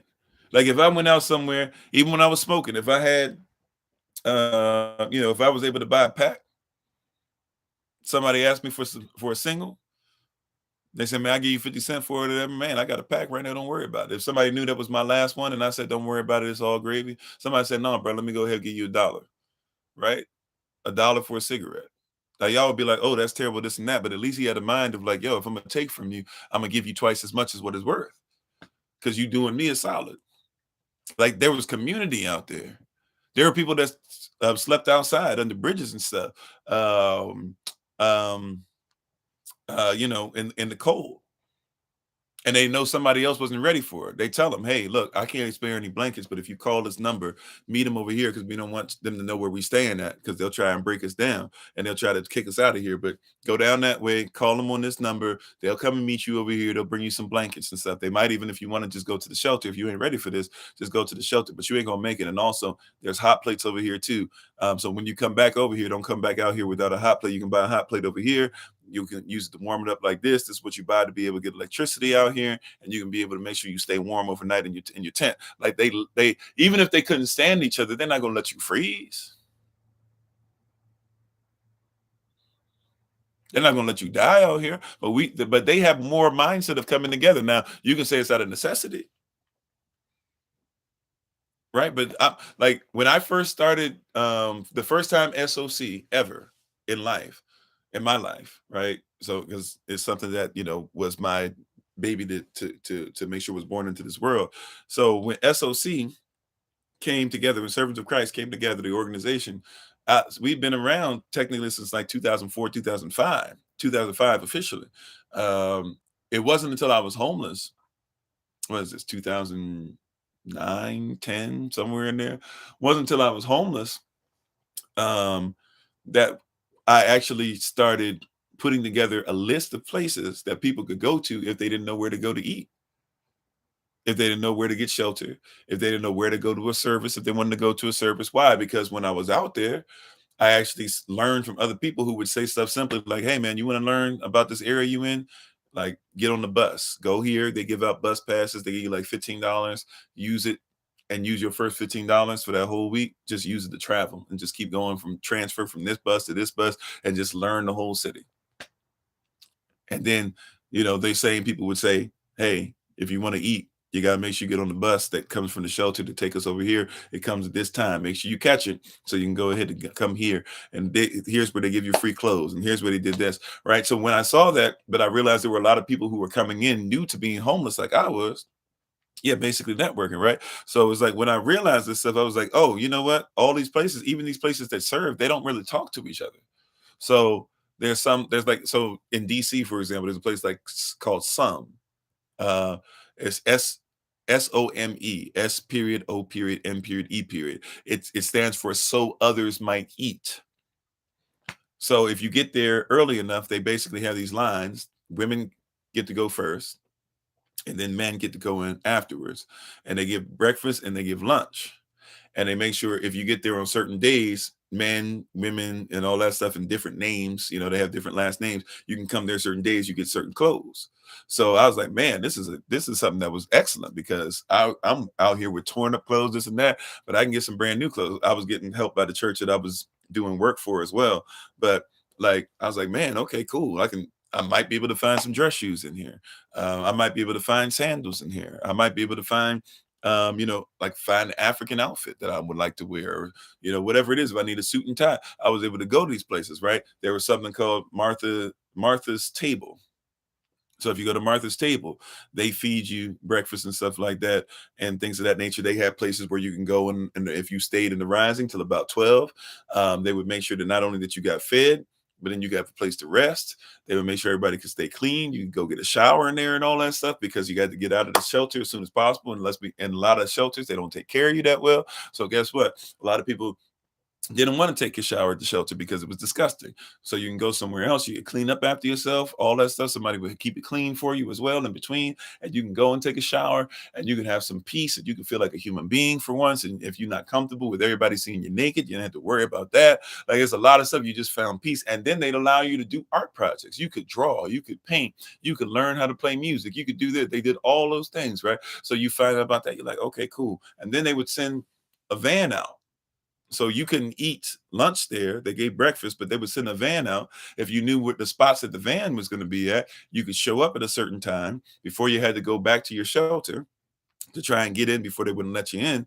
They would have the van come out at a certain time. So if you knew the time and you knew the place they were going to be at the day they were going to be there, you would show up and they would give out all this food. They give out basically like brown paper bags, but they give out all this food and then they would have extra at the end. So if you knew better too, you had to tell people stay there for a little bit. If you feel like just this one brown paper bag ain't going to do it for you, just stay there extra. I promise you can get so much food, it's going to be ridiculous. And they would give out the extra to those that stayed extra. Now we have to tell you, if you don't want to have to walk all the way to where the facility is and you want to try and catch the bus, because you're going to have to walk all the way about half a mile, actually probably about a mile over to where the MLK library is. So you're gonna have to give yourself about 40 minutes, depending on how fast you walk. But if you want to go ahead and go back over there, like, then realize the time, the last bus comes at this time, you got to catch it. But if you're willing to walk, you can stay as long as you want. And there'll be people that'll want to trade with you and stuff and this and that, like all type. You will get the perfect meal. And then when you go to the shelter, you're supposed to get fed there. Problem is that they would usually steal the food. The people that worked for the shelter, if they liked the desserts that were given, they took them home to their families. Right. So they didn't care about you. The social workers, they would just use your social security number. And after that, they didn't do nothing for you. So you were in this position where it was like, man. So a lot of people would go straight to the shelter. You'd have to tell them, hey, there's other stuff out here. Protect yourself. Right. You would have to tell them this. Now, all that stuff we're talking about is what? Is somebody giving you a context that you've been missing. If you're going to be homeless, don't walk into this homeless situation. This will be the last thing that we really deal with as far as this context. Well, all that being said, what we're trying to make the person realize. So that's the first time I started writing something out like that for others. And all these years that I had this organization called Servants of Christ, not one time did we say maybe we should make sure we take care of people and homeless people and help them to do something, but because it wasn't part of the vision. But why was it missing in the vision? Is because something that I was not eating a piece of, right? I thought I had the word, but I would like certain words until I became homeless. Then all of a sudden it became my problem. But that was my community. A lot of stuff I grew in my comprehension of the word was because of being homeless, right? So a lot of times we are very self-centered. Selfishness is okay. You got to take care of yourself to a certain degree, but being self-centered becomes problematic. And the same way that we had to start giving people context, hey, it's not as easy as just wake up and then come back, because you still got to know where to eat. You still got to know you can go to this library to be able to go inside, and you might be able to sleep there. Now you're not supposed to sleep, so maybe get as much sleep as you can the night before. Go to the library and just study for hours. Then go get lunch here for free, come back and study for hours, and then go get dinner for free and become educated. You ain't got to get no degree to be educated. I know that doesn't even sound right. You ain't got to get no degree to be educated, but that's a mouthful, right? You do not have to go through that mindset, right? Like you could be in one of the biggest libraries in DC. Matter of fact, the biggest library. Matter of fact, technologically, one of the best places to be in the world. And you could learn right there every day, right? And they can't stop you. They might not like you. They might not want you to be there, but they can't stop you. And if you're in a shelter, just get a library card so that you can do what anybody else can do there, right? And I got to even, like, so, but we were telling them all these things because they thought that being homeless was just as simple as, well, I guess I'm just out here. No, there's many shelters over here. No, there's not just that. There's people that'll work with you, even if you're gonna sleep outside. Because there were some nights I would have rather slept outside than been around a bunch of people that might be sick one night or whatever, and I want to deal with it. Well, even in that, do you know where to go? Do you know where you won't be messed with? Do you know where you can go and you can go ahead and have a great night? Like, it's okay to sleep under the stars if you know how to do it right. Right? Do you know how to make sure that you're comfortable? Do you know where you can actually set up a tent? Well, the same thing goes with this. People have taken the Bible off the shelf. Remember, we're talking about today that the Bible is the bestseller.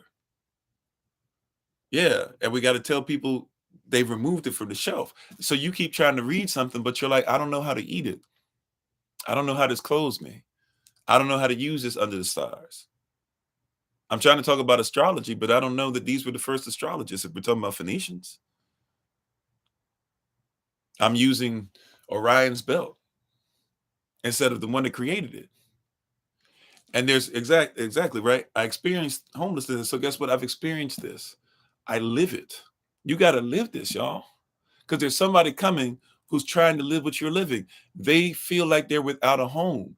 And even the homeless person can live and make homelessness, if as much sense. I hope you caught the content, because I learned how to make homelessness my home, right? What I mean by that, really, let me say it differently, because some of y'all might be thrown off by that. Let me say it a little different. Maybe not so much I learned how to make homelessness my home. Let me say it like this. I learned that my home is not of this world. And so I don't mind if my home, now I can't do it anymore because I've got a family. Oh, and thank you for that. Baby, if you're watching this, 1111, right? So it's not so much that I loved being homeless. I loved that I found a home and made a home for the Most High inside of me. I found something. I realized that when I was homeless, I found out for the first time that I had always been homeless. I had never fit in. I never understood the word. I never really recognized what prayer was. I never really comprehended what law was. I never took time out to really love people. I never, like, when I found out, like, when I went through a situation, I did a speech in the library that I was talking about, Martin Luther King Jr. Library. Wasn't even supposed to. Somebody was asking questions or giving the speech, and then they asked for questions. So I started asking questions and started making comments, and they started having me speak. And by the end of it, I was speaking to the Most High. or I'm sorry, I was speaking the Most High's word, and everybody loved it. All these people, even this sister, she looked like she was digging on me, all this stuff or whatever, and I didn't really get into it because I knew, oh, there's only gonna be mad time before she finds out what my situation is. So I didn't even think twice about it, right? But she was digging on me and everything. She just so happened to be a person I realized I need to make a call. I didn't have my own phone at the time. So I had to ask her. I said, "Hey, is it all right?" Humbled myself. "Is it all right if I use your phone?" She goes, "What do you mean?" I had lost my phone and it took me a minute to be able to afford another one. So I was like, well, I don't have a phone anymore. I had one, I lost it. "Oh, how you lose your phone?" "Well, I lost it. I was out somewhere and it dropped. And basically I was gonna get it fixed. And then I lost that by accident. I think I might have accidentally did whatever, but I'm homeless and I really need something to call somebody." "Oh, well, I don't know if I can do all that." Whole thing changed. And that's fine. That's cool. Because you know what came upon me? The Holy Spirit said, "Kofi, pay attention. Because even if you didn't mean to, you might have done that to somebody before." And I realized I didn't have a home for empathy the way that I thought I did, right?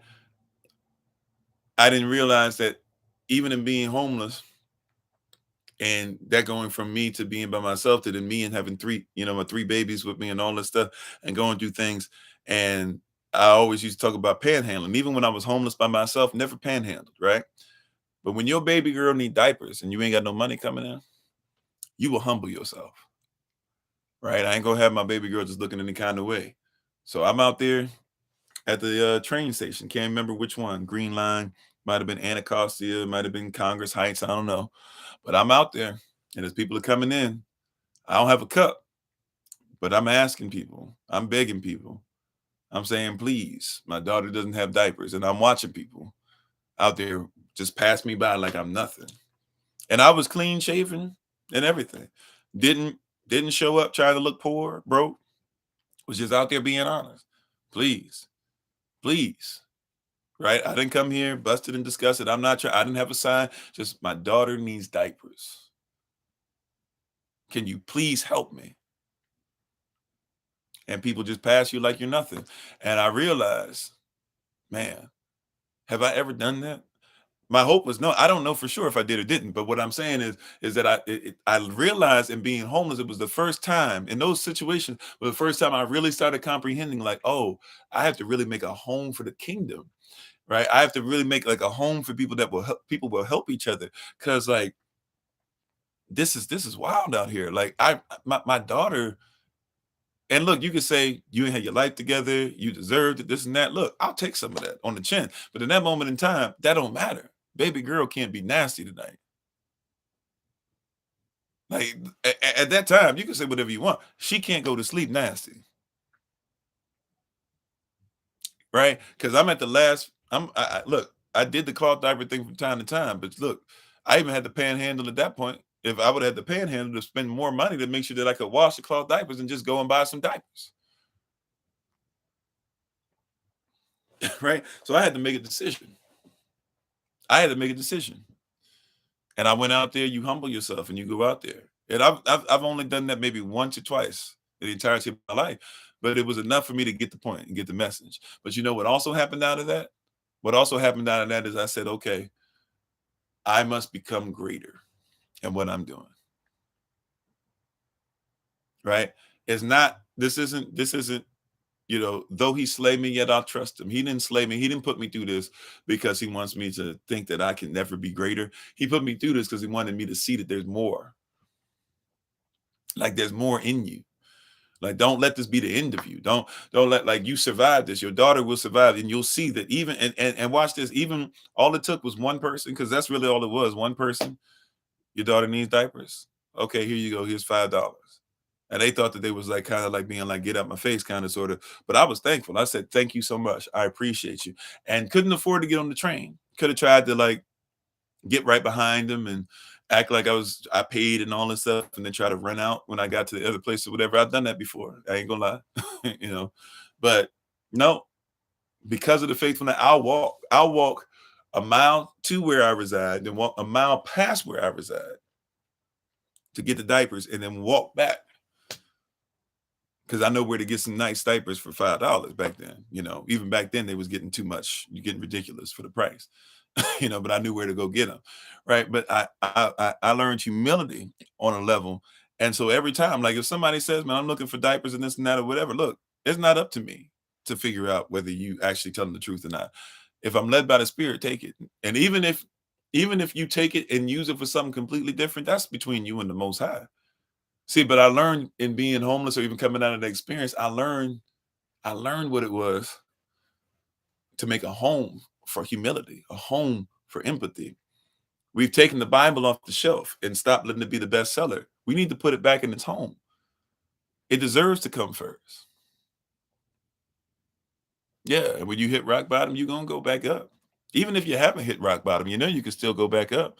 And thanks for the love, Miss St. Thomas. Appreciate that's the first gift. Thank you. Right?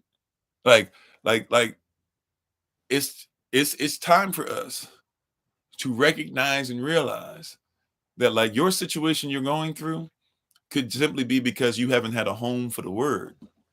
The word hasn't been in you. You haven't ate the scroll and ate the whole scroll. You like certain words, but you don't like the word.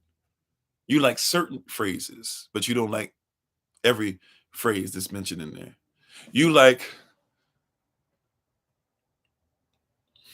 Proverbs chapter 13, verse 22? You like the end of it. That the wealth of the wicked is laid up for the just.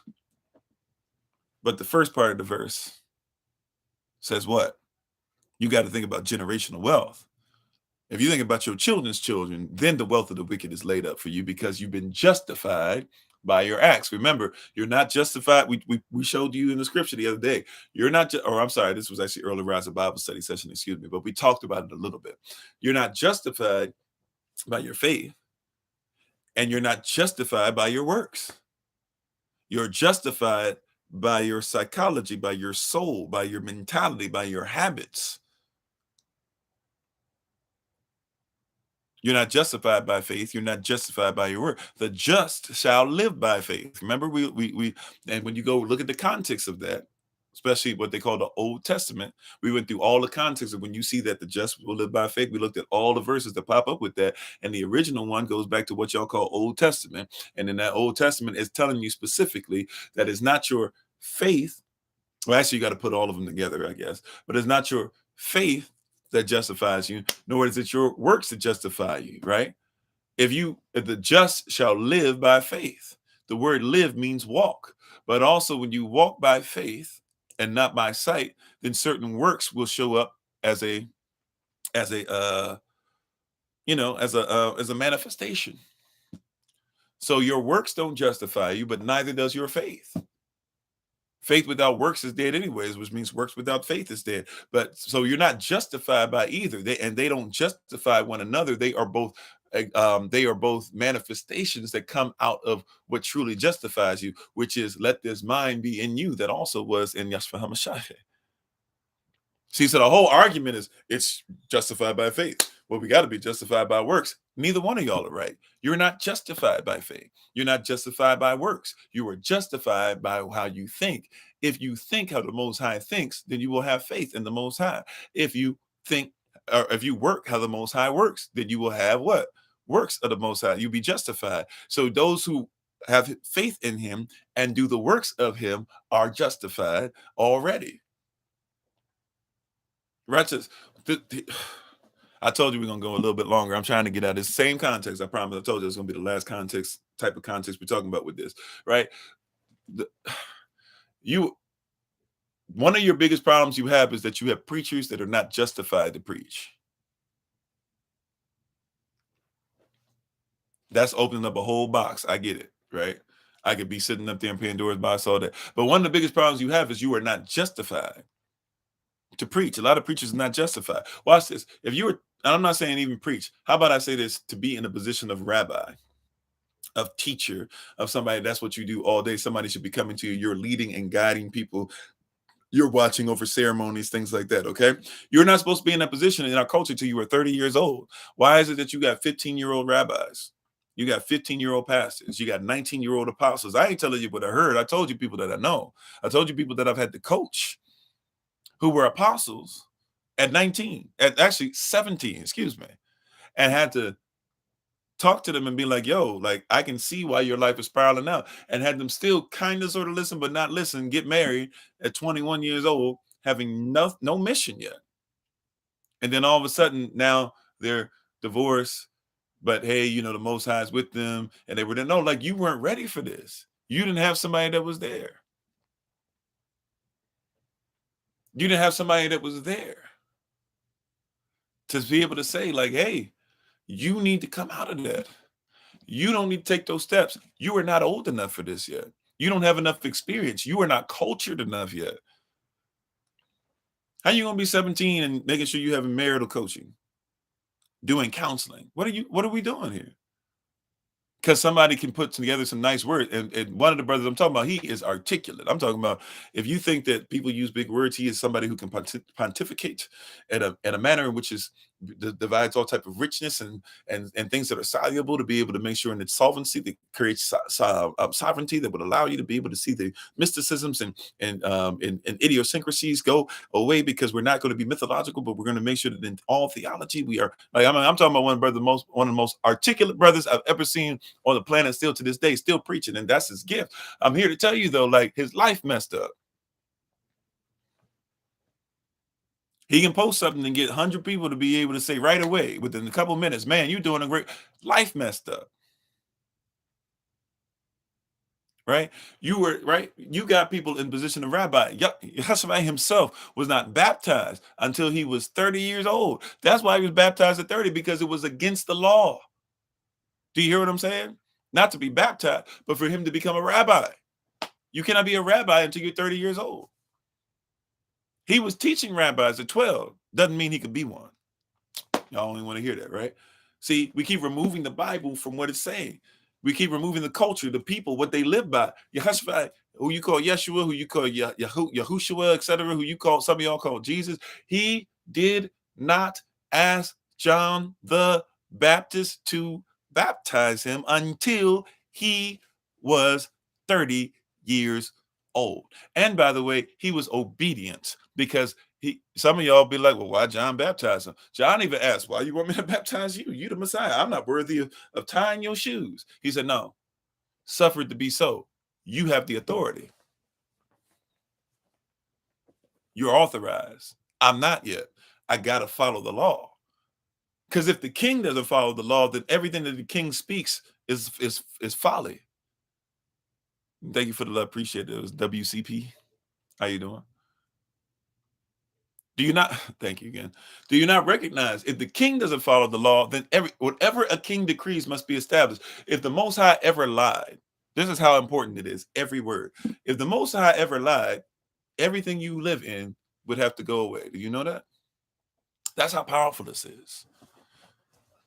This is how powerful this is.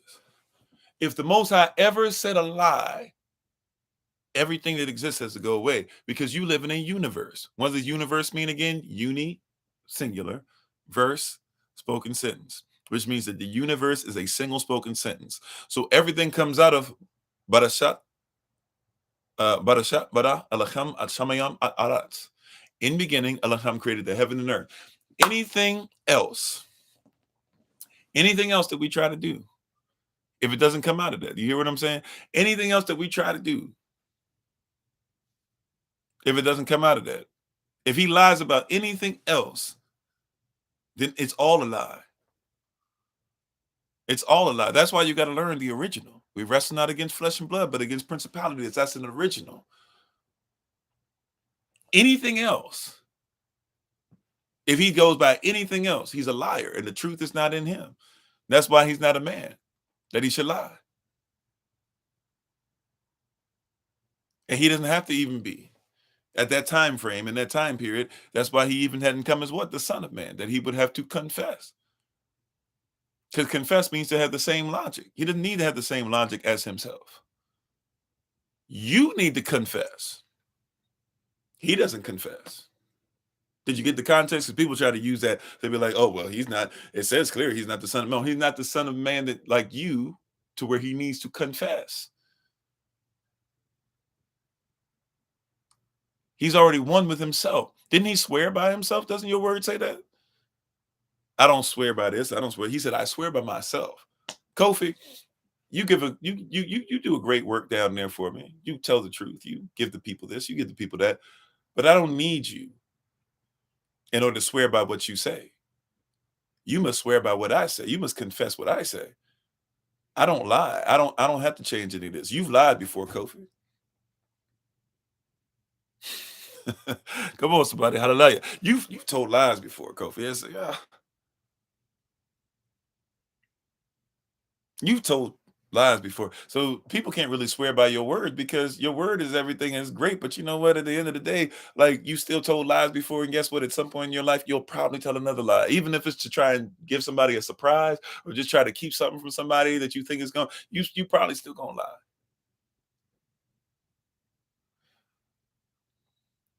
As much as you hold yourself to be this upright, pious being, at the end of the day, your righteousness is but as filthy rags as to mine. So I won't swear to your word, but you must swear to mine. People don't like that. What you try to say about me, I'm trying to say that you ain't the most high. Oh, you try so you trying to say I'm not as righteous as he? No, you're not as righteous. In comparison to him, there's none that righteous. No, not one. Are you trying to say I'm unclean? Yeah. And unclean is even worse than what you think it is. I'm trying to tell you that your righteousness is as a filthy rag. That's a period rag. That's death stained, bloody rag. The same, not right. The woman herself was not even supposed to be in and around certain parts and community when she was unclean. What do you think? What do you think about the rag? She's a human being. What do you think about the rag?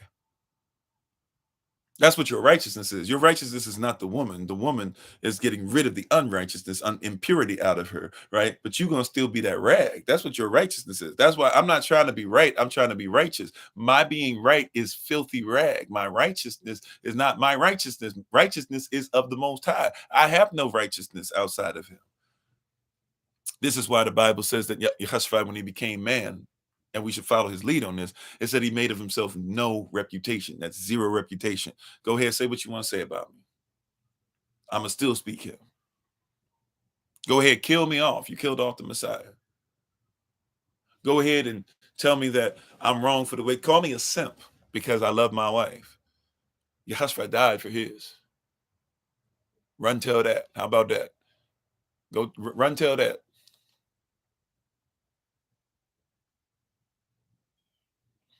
You said believe in this doctrine if y'all want to. I sure will. Because I haven't said one thing that's not biblical. And run tell that to whomever you need to tell it to. They'll tell you that. Believe in this doctrine if you want to. Believe in this word if you want to. I do. Run tell that. Right? Tell them from the highest mountain to peak. And try to give them whatever verse that you can. And show me the verse that I'm wrong in. Not because I'm right, but because I'm speaking for righteousness. Didn't we say this the other day? People get upset with us and frustrated about us when we give you the word. Not because it's untrue. They're not mad because it's not true. They're mad because what did Yehoshua say? When he said a prophet is not without honor, but within his own country. What was it that made them reject him?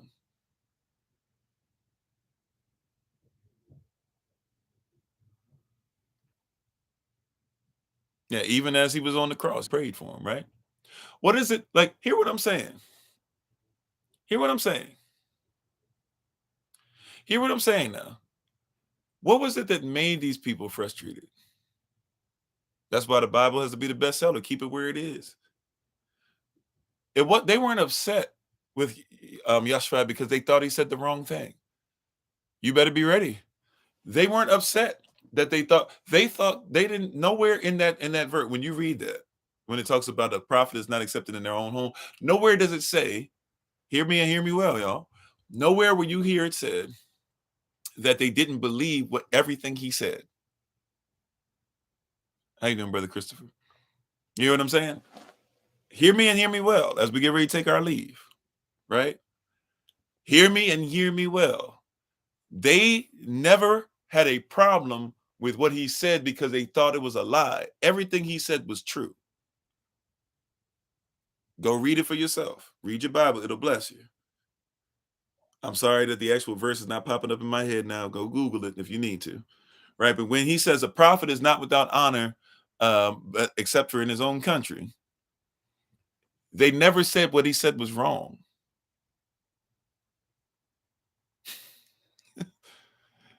They actually believed what he said. This was the problem that they said. They said this. They said, how did he get this knowledge? Oh, wow. Thank you. I've never seen that one. Perfect or whatever it was. That's awesome. Thank you. Right. They never said they had a problem with what he said. They said, how did he get this knowledge? We got bestseller is the Pharisees, the Sadducees, the scribes. We got nothing great supposed to come out of our city. So all of the great authors come from somewhere else, right? They had removed the Bible from the bestseller list, like we're talking about. The Bible is always the bestseller. In order for somebody else to be a bestseller, you have to remove it off the list. There is no such thing as a bestseller without or if the Bible's involved. Exactly. They discredit the messenger and not the message. What did they do? Well, isn't this Mary's son? Isn't his brother John, James? And isn't his sister so and so? And isn't his father so and so? And did he not play with our children? And did he not learn here and this and that or whatever? How did he get this knowledge? Thank you, Matthew 13:54. If you need to go ahead and find it, Matthew chapter 13, verse 54. This is what happened. How did he get it? Yeah, it's funny how people want to change, but they don't appreciate the starting point. They said, how did he get it? Why is he on a level that we're not? That's all it was. They never said that what he said was wrong. Not one time will you see them say, oh, he's a blasphemer. Now, there are other places where they said he's a blasphemer, but here, that's not what they were saying. He was not blasphemous or blasphemous. He was not. That was not their problem with him. Their problem is why is he trying to live outside of what we live in? Why is it that he's getting something out the word that we don't? And I would submit to you once again today, is it might be because you don't eat the whole scroll. They were living off of pieces, right? Matter of fact, we'll play it today, I guess. One of my favorite songs, right?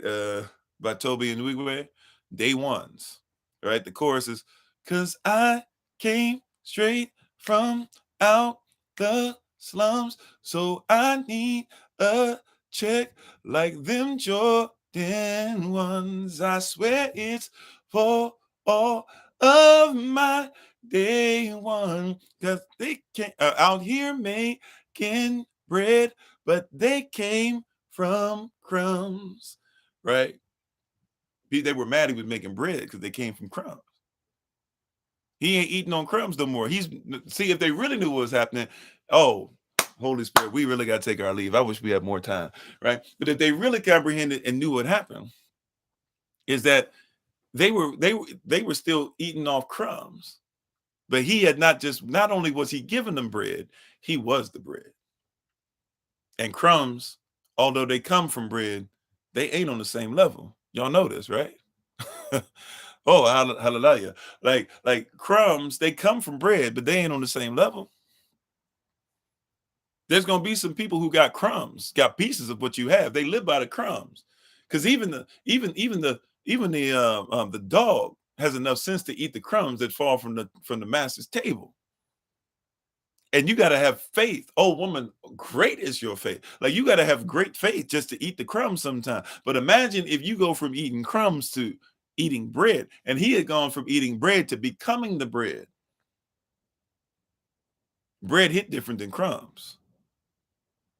I told you I was homeless before. I ain't going to hold you.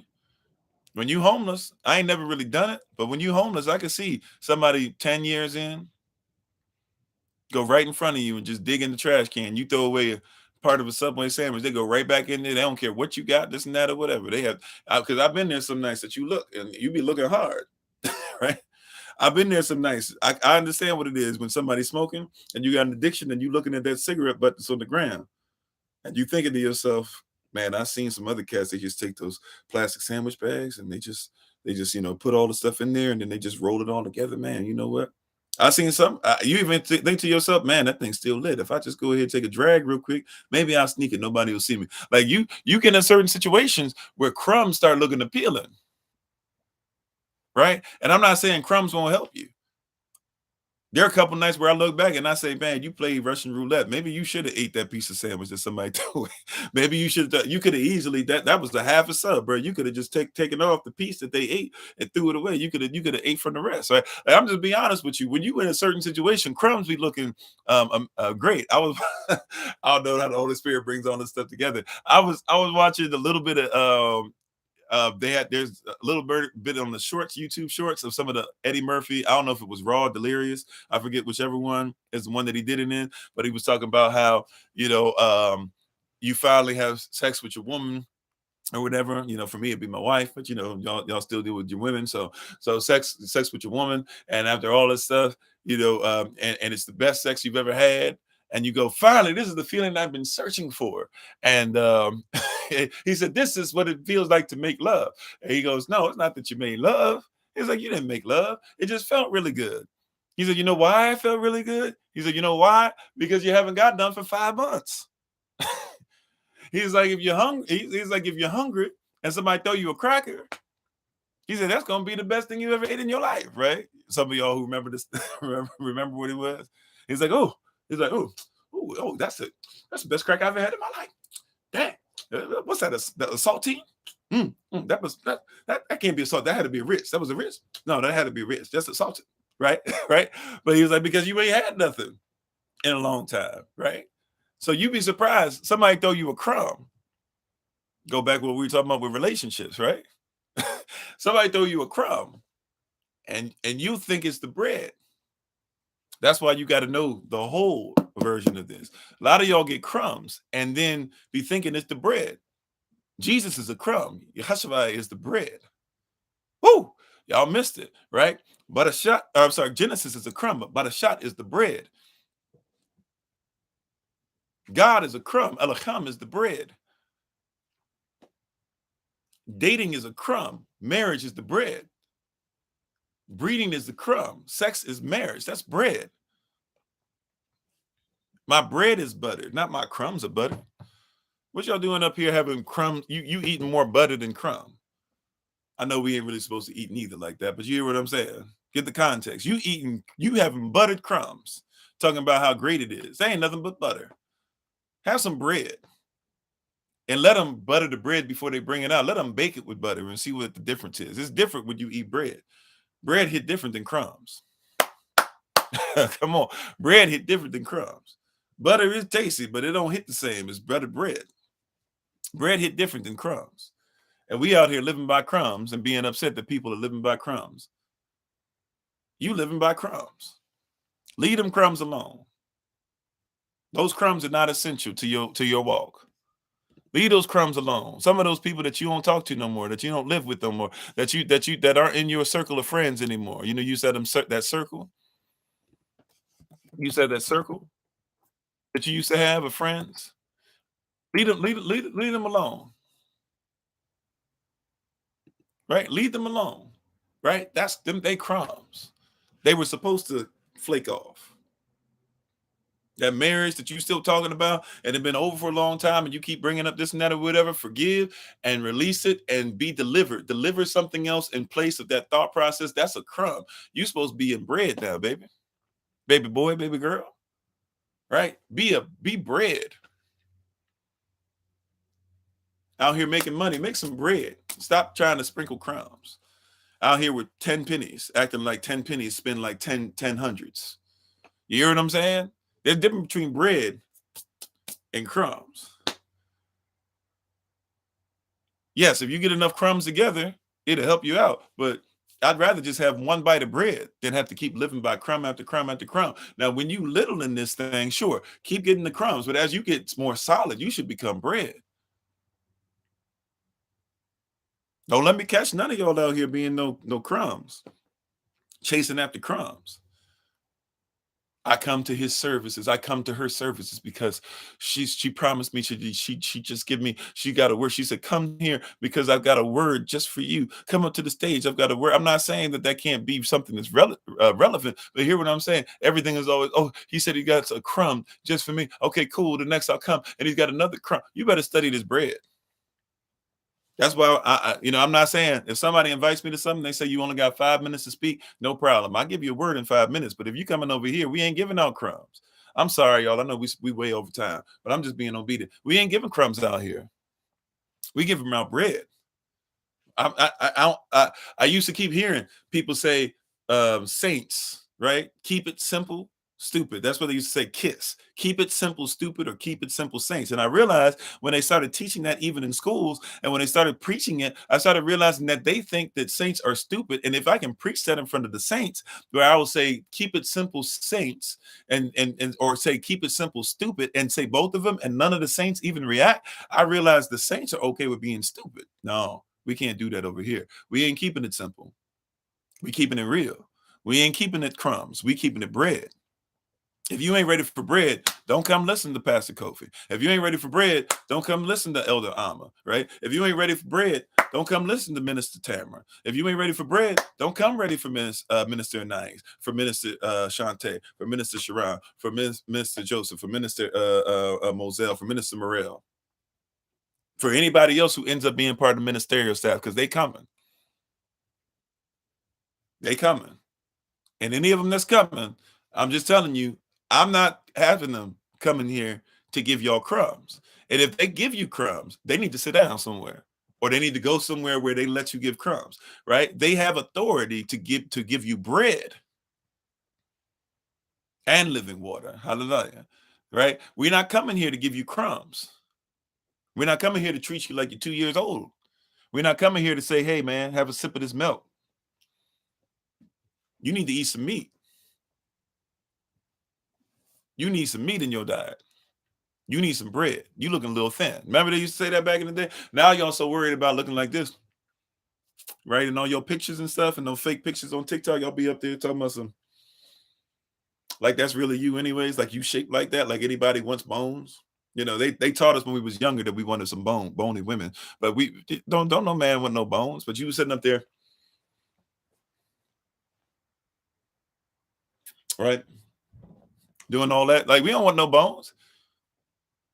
You hear what I'm saying? I'm not saying you can't be skinny. I'm talking about we don't need bones, right? If you flip over and I see your spine, it ain't gonna be a comfortable experience. I'm sorry. I'm sorry. I'm sorry. That's too much because y'all ain't supposed to learn about sex. My bad. For those of y'all that want to be honest, I'm not looking for bones. Now, if you happen to be somebody that I'm in love with and you end up going through some sickness, then hey, I love you and I love every piece of you. So yeah, I love the bone, but I'm not looking for somebody that in their health, right? In your healthy position, we ain't searching that out. And even with that, fine. If that's who you are, then guess what? Be who you are. There's a man that's created for you. I'm just saying, y'all sitting up there doing all this stuff that don't even look like y'all sisters. You hear what I'm saying? Give me a piece of you, but not the whole you. What you talking about? What you talking about? Eat the meat, spit out the bones. Right? What you talking about? A piece of you? You cutting off pieces of you. BBL. Who raised you? You couldn't have been raised around us. You must have been raised by somebody else's standards. Because all the ones that you trying to look like, ain't they trying to look like you now? They always go the opposite direction. Then when y'all started trying to get the BBLs to look like Kardashian, who did all the stuff to look like you, now she got rid of all that stuff and started going back to white companies to sell herself. Now here you are out here trying to look doubly like yourself because you already look like you. She started looking like you. So you started trying to look like a version of her and you put together. You try to do this weird morphing of yourself and her. And now she said, okay, now you're trying to look like me too much. I don't want to look like y'all. I just wanted to use y'all. I need to go back over here so I can be acceptable to these white companies again. And here you are out here killing yourself. Can't even sit down on an airplane ride home. They saying anybody that gets BBLs, you can't ride on the plane anymore because y'all ain't allowed to sit down. So, right, you can't even sit down. Think about that. You can't even sit down. You got a surgery and can't sit down. That's a wild surgery right there, where you can't sit down. Y'all wanting to lay down and damage your spines rather than give birth to a baby squatting like you're supposed to, but you get a surgery and you won't, and you can't sit down. Something up. I'm just saying, something don't make sense. Somebody make it make sense for me. It don't make sense. Does that make sense to anybody else? If you a sister on here, make it make sense. I'm not trying to tell you I have a right to tell you what to do with your body. I'm just telling you it don't sound natural. And then here's the wild part. As much as y'all think like every guy, look, there's a horn dog out there that's just looking for any woman that'll go ahead and spread her legs, right? And that'll use her mouth or whatever orifice she'll give her. There's a horn dog out there for any of that, right? But when you talk about husbands, you talking about somebody trying to have a family and stuff. I'm gonna tell you, um, a lot of brothers, we nice to you, but when we don't talk about you behind your back. But while we're nice to you and you turn your back, we just look at each other like, and you know, because brothers don't, you have to use words to have long conversations. So we just kind of look at each other like, and you be thinking, oh yeah, I'm walking and all this stuff, and your behind is like, you know, your hips are here, and somehow your cheeks is above your behind and stuff, and you think that's or about is above your waist, and somehow but you think that's cool, and you think it's bouncing. The brothers just be looking like this is conversations we be having with each other. Brother, tell me if I'm lying. We be sitting there like, you know what I'm saying, like talking to each other like.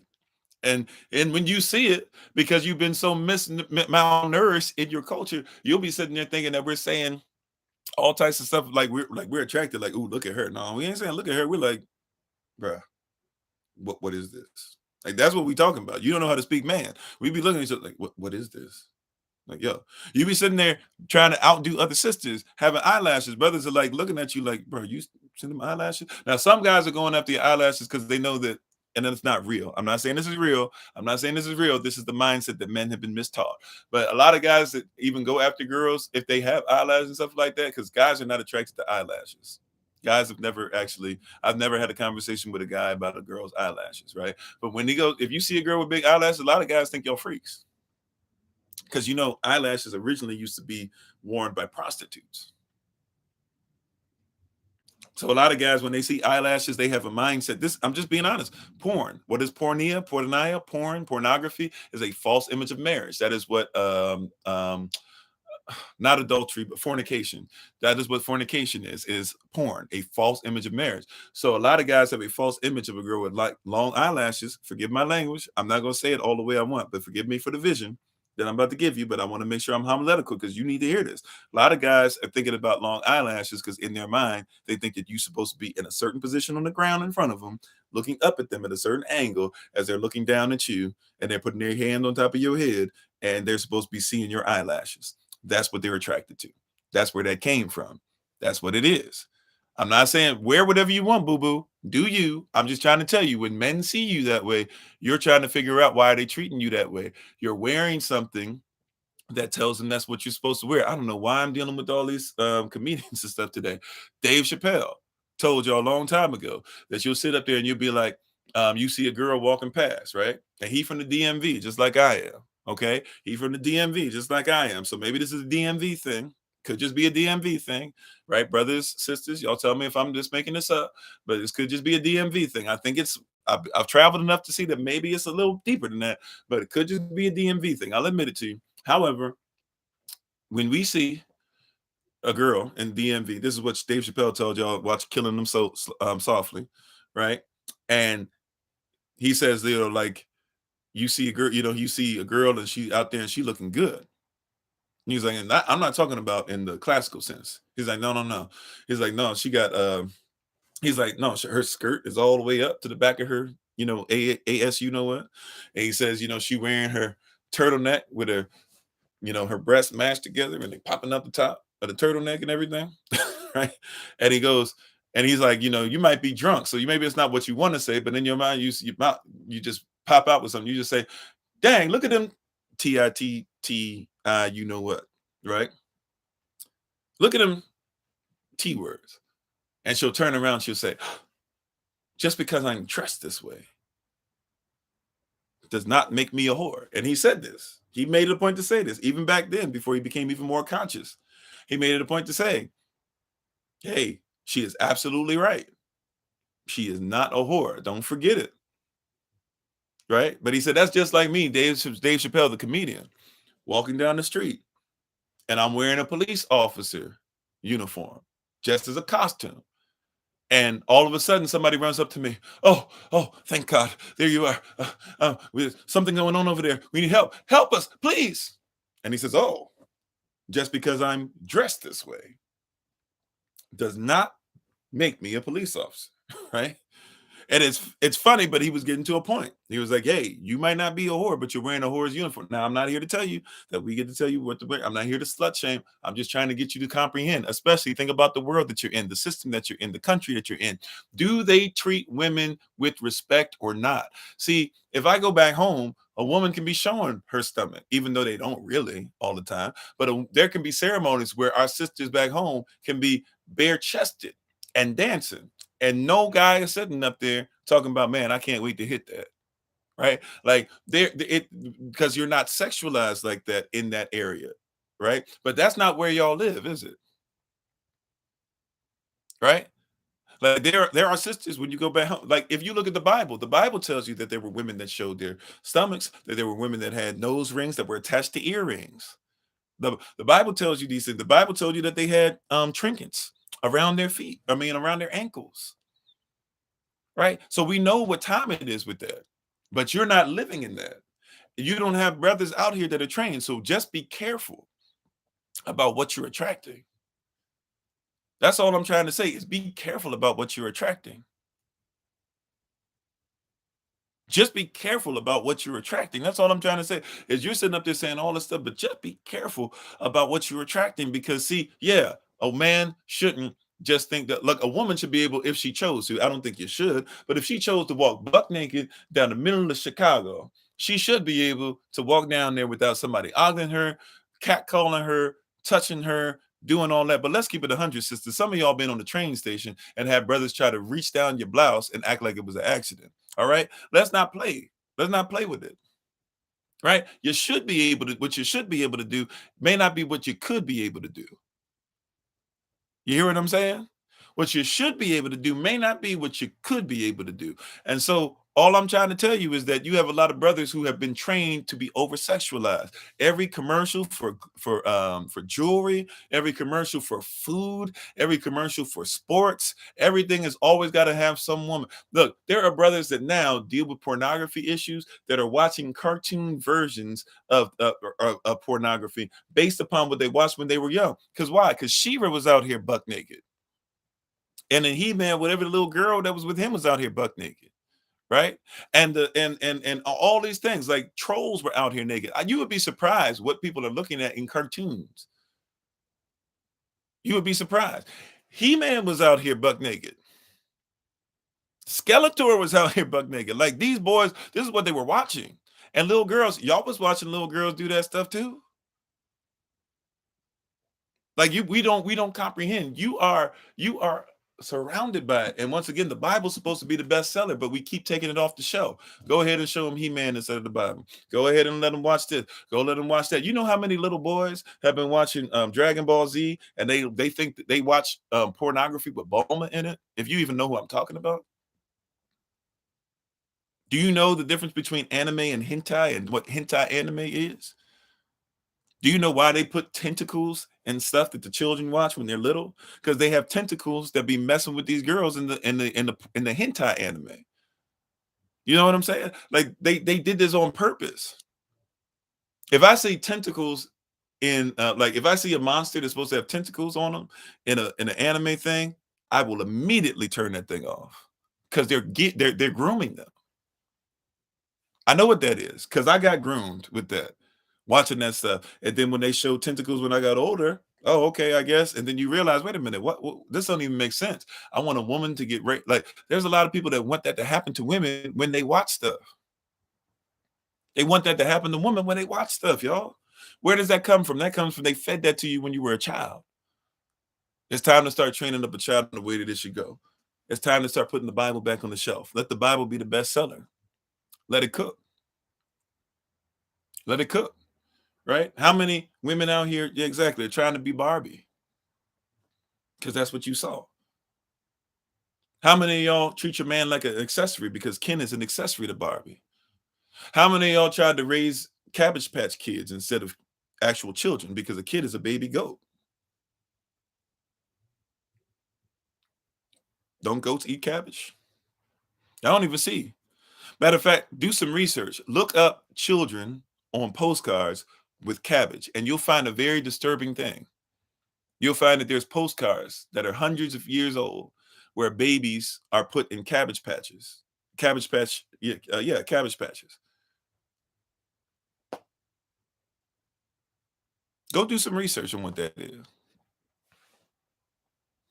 Go do some research on what that is.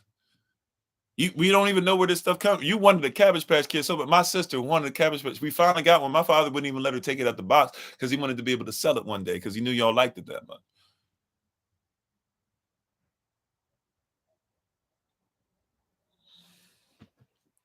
Everybody's now so thankful that Bert and Ernie came out. They had to come out. I knew Bert and Ernie was gay when I was a child. What are we talking about? Like you think it's like they think we that dumb. I knew what time it was, and I knew the fact that yeah, they slept in separate beds. They did that with husband and wives, so it was very clear to me, right? The Huxtables was like one of the first families I saw where a husband and wife actually slept in the same bed. You watch the Brady Show, they slept in separate beds, right? That's how they did it. So Bert was in a separate bed, Ernie was in a separate bed, and when we weren't looking, that was when they were supposed to get it on. I knew that. That's why seeing Ernie talking about rubber ducky and all that stuff was uncomfortable. I'm just saying, like we knew what time it was. Oh yeah, they came out officially on Sesame Street. They're actually a couple. They finally came out. But Bert and Ernie was always a couple. But once again, like we're supposed to be, so they introducing that, then they say, "Oh yeah, they finally came out. They've been out." It's like when people do the what's the thing y'all talking about now? They're bringing back Jim Crow. Jim Crow's been here. Maybe we'll talk about that tonight because I keep mentioning it. Maybe it's because we need to mention. I'll pray about it. But like Jim Crow been here. Jim Crow been here. Like it never went anywhere. The laws are still in the books. There's still sundown towns. How you gonna tell me Jim Crow coming back? That's just something to get to get the rebel flags waving. It's been here. It never went nowhere. The same laws are in the books. You got to get rid of the laws before you can tell me that it's coming back. So it ain't gonna change my way of life. You know what I'm saying?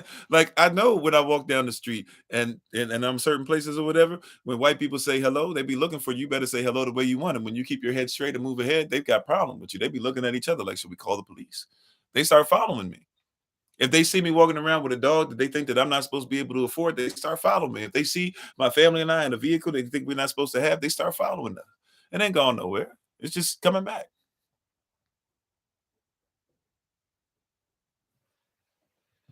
And even when they say stuff like, watch this, hip peep game. Even when they say Texas or North Carolina or whomever is trying to become their own country, I want to tell you something. Every state is a country. Every country is a state. That's something to get y'all riled up. It's been a country. You know that, right? By law, every state is a country and every country is a state.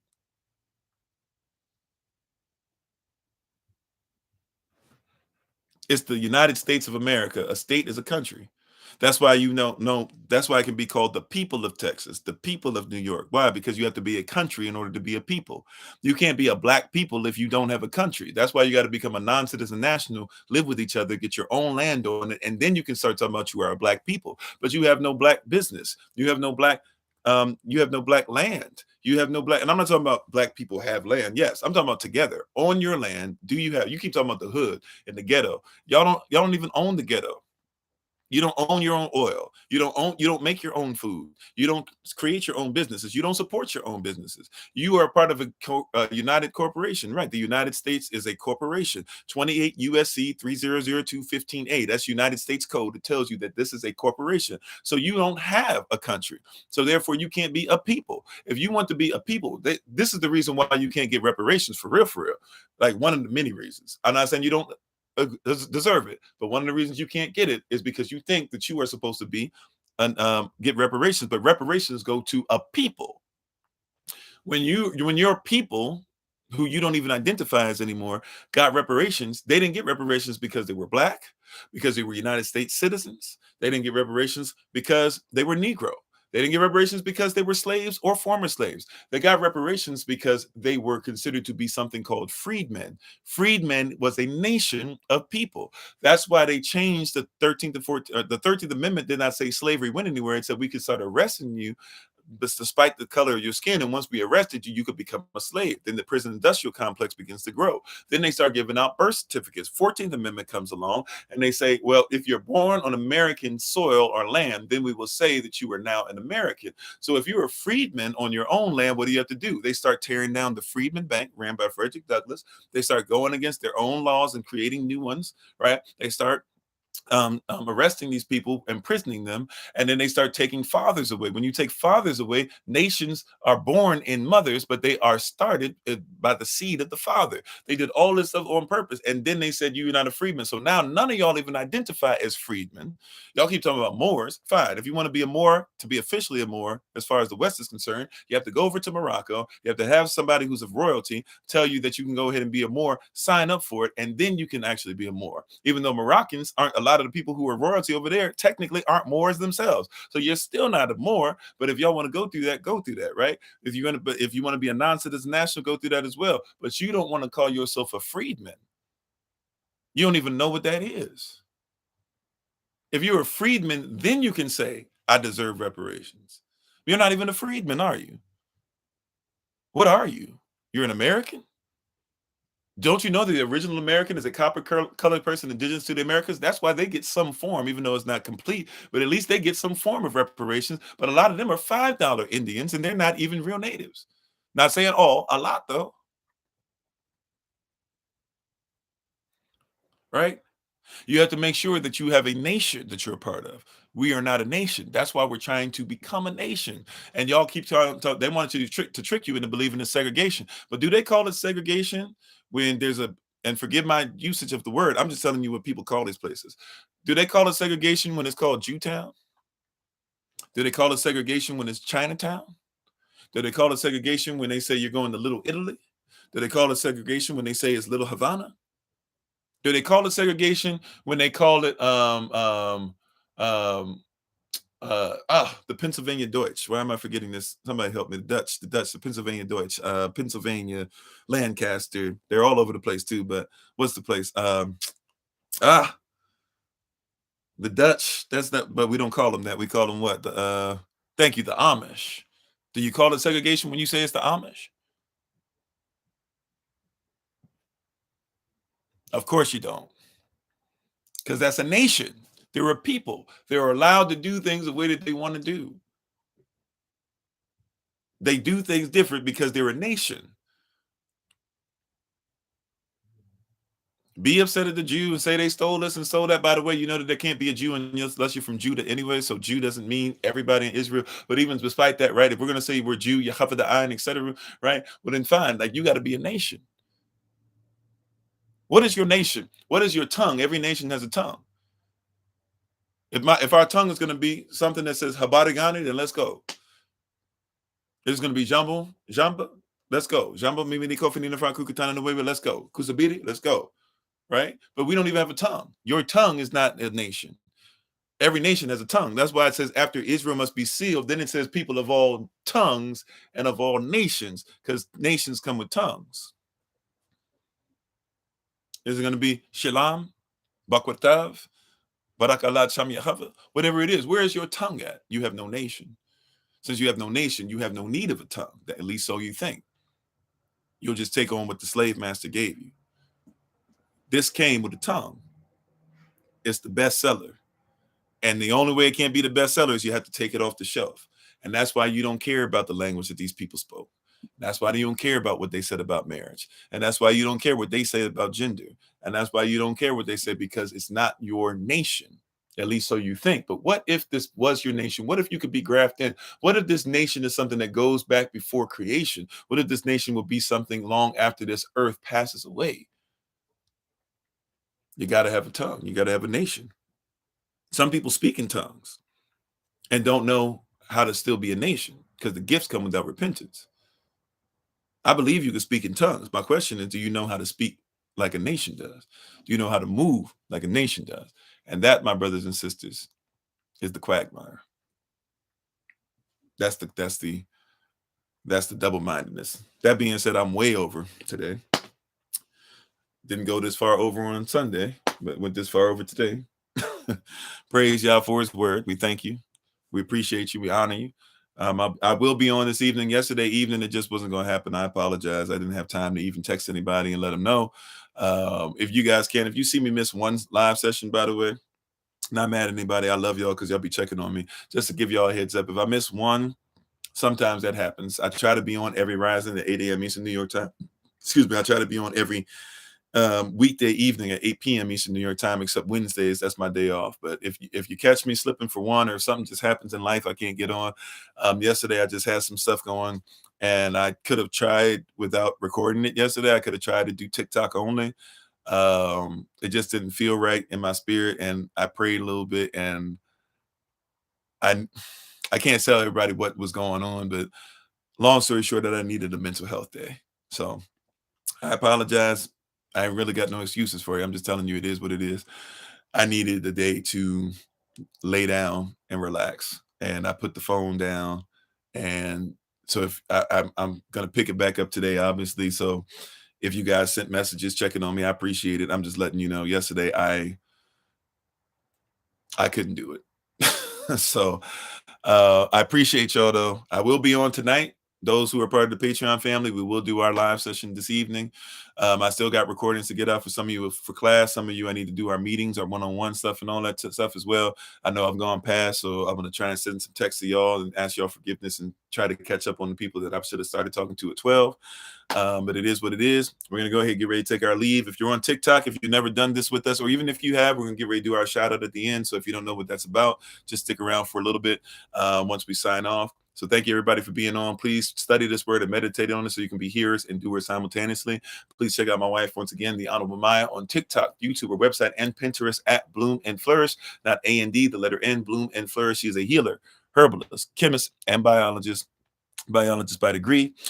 Thank you, everybody. Thank you for the moderators, ministerial staff, etc. We will be on live on YouTube only tomorrow rising. Tomorrow is Wednesday, so that's my day off. But we will be on the rising, but just on YouTube. Minister Joseph will be giving the word tomorrow. So we're excited about that. Please come out and support him. And I will see you guys again either this evening, or if I don't see you this evening, on Patreon or on TikTok and YouTube again. I'll see you later this evening on I'll see you on Thursday at 8 a.m. Eastern New York time. Don't forget that on Thursday at 7 a.m. Minister Nice will be leading us in our prayer service or the conference call. So if you want information about that, let us know. If you're new to us, feel free to look in the description with this video, whether you're coming over from Facebook or you're on YouTube live or you're watching the YouTube later. Look at the description for ways you can get in touch with us. If you're on TikTok, you can look at our main TikTok page and click on the link tree to find out how to get in contact with us and look for recordings of what we've been talking about. Also, if you're on TikTok, we're about to do our shout out. So you can just stick around for that and get more information in that. Okay. So thank you once again. This has been Pastor Kofi, Pastor Servants of Christ, where we are always changing lives one mind at a time, of being a voice of the voiceless and speaking the unspoken, until I have the great privilege, opportunity, and responsibility of being in front of you all again. Please remember, as always, just that you are loved, you are necessary, you're majestic, you're fearfully and wonderfully made, and you, which is all of us working together, will be the reason why people who are in this system no longer have to be of it. Shalom, family. Thank you so much. Appreciate y'all. Y'all have a great day. And to those who are still with us on TikTok, this is